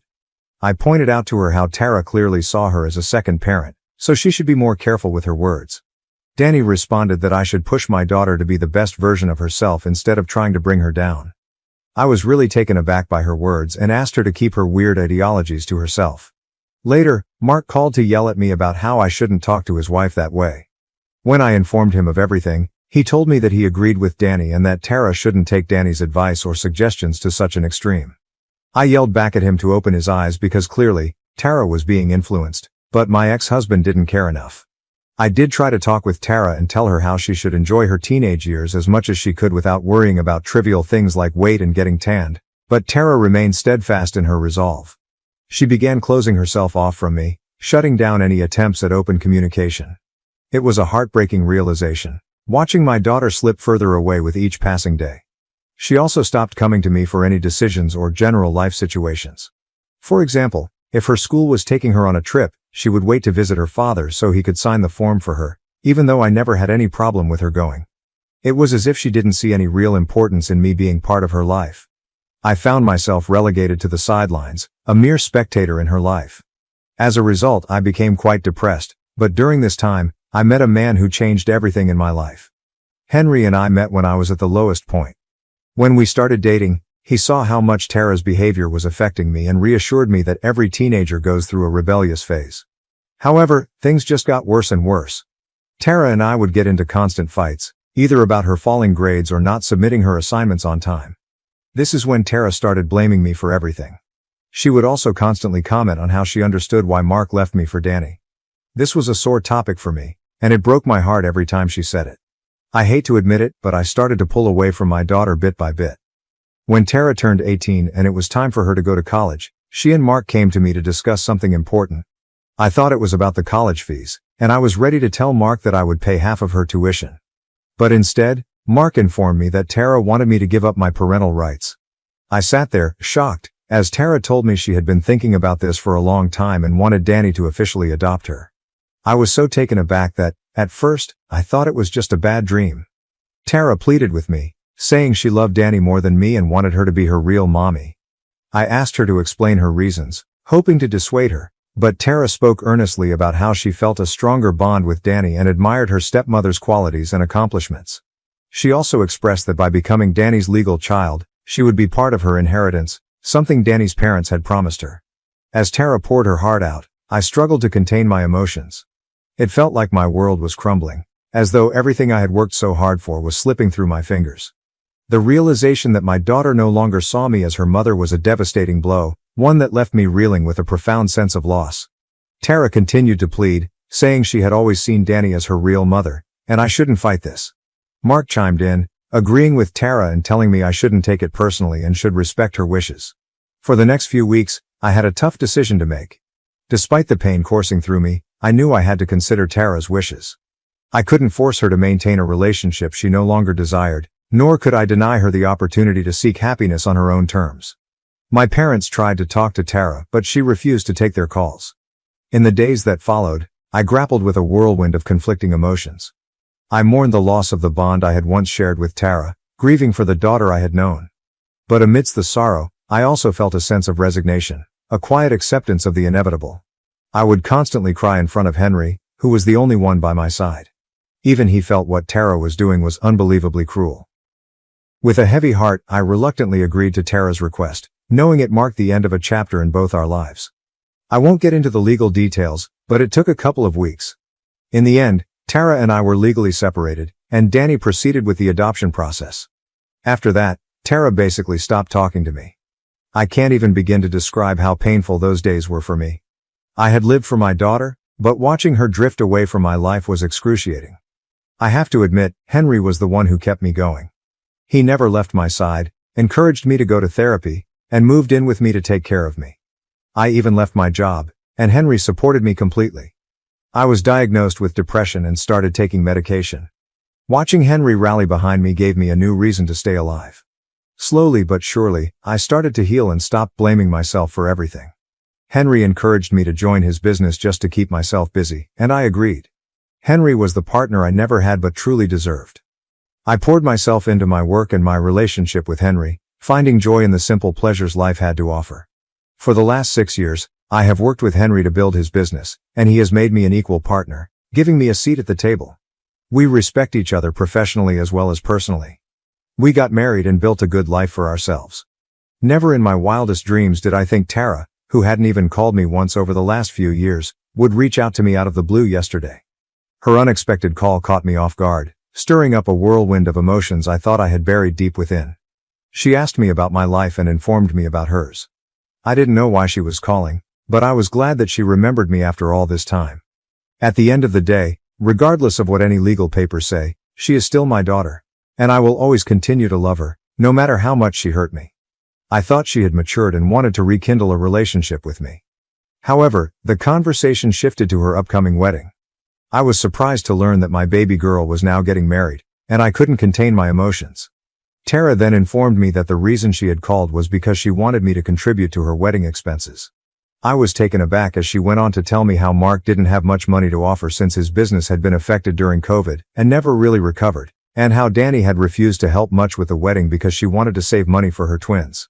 Tara went on to tell me how she knew I was doing well now that I was married to Henry, as she would occasionally stalk me on social media. She wanted me to pay for her wedding since she felt I owed her. All my emotions of joy and excitement quickly turned to shock and disbelief. I could not believe what Tara was saying. She was acting extremely entitled, despite having been the one to leave me behind. I politely told her that while I was happy she wanted to reconnect, I wasn't going to simply forgive and forget everything that had happened in the past. I reminded her how she had wanted me to give up my parental rights so Danny could adopt her, and how she had considered Danny to be her real mother, so I didn't see why she needed my help now. Tara argued that I was still her biological mother and said it wasn't fair that I had so much money now. She insisted that giving her a few $1,000s for the wedding wouldn't be a big deal. I made it clear to her that while I wished her happiness, I couldn't just write a blank check for her wedding. She got angry and called me a few unpleasant names, blaming me for abandoning her and saying I didn't fight for her enough all those years ago. It felt like she was grasping at straws, trying to justify her actions, and the conversation wasn't going anywhere. She angrily disconnected the call. Now, I'm left wondering if I should have just helped my daughter out for her wedding, which I could easily afford. AITA for not helping my daughter. Update 1. I never expected this post to blow up so quickly. In a matter of days, I've had hundreds of strangers on Reddit telling me that I shouldn't under any circumstances concede to my daughter's demands. When I posted this, I was feeling guilty because she is, after all, my daughter. But seeing all your comments about how she is basically using me has made me question my own judgments. It's very difficult as a parent to stop loving your child, even if they don't want you anymore. Tara will always be my baby, but I have to accept that she is no longer a child and has turned into an entitled adult. Mark and Danny haven't reached out to me, so I guess they have no idea that Tara is asking me for financial assistance. I won't be helping her, and I've also had a conversation with Henry about it. Update 2, I sent a message to Tara, just like some of you suggested. Dear Tara, I want to express how much I appreciate you reaching out to me and sharing updates about your life. It meant a lot to hear from you, and I'm glad to know that you're doing well. Regarding your request for financial assistance with your wedding, I want to be transparent about where I stand. While I understand your desire for support during this important time, I must respectfully decline your request. Since you never wanted me to be part of your life, I believe it's best for us to maintain the current distance between us. It's important for me to prioritize my own well-being and boundaries. I want nothing but the best for you as you embark on this new chapter, and I hope you can understand and respect my perspective. I sent this message to her this morning, and I will update if she replies. Update 3. So, it turns out she did see my message but has left me on read. I guess the majority of you were right, she never really cared and just wanted me to pay for her wedding without any questions. Henry is not happy with how Tara has treated me and has asked me to block her so she can't contact me further with any unwarranted requests. Up until this moment I was conflicted, but now I will do so. For those of you who were worried about my will, don't be. Even though Henry and I don't have children, he has nephews and nieces, so we will mostly be leaving everything to them. I appreciate all the support and advice I've received from the Reddit community. Moving forward, I will focus on my own well-being and continue to cherish the loving relationship I have with my husband.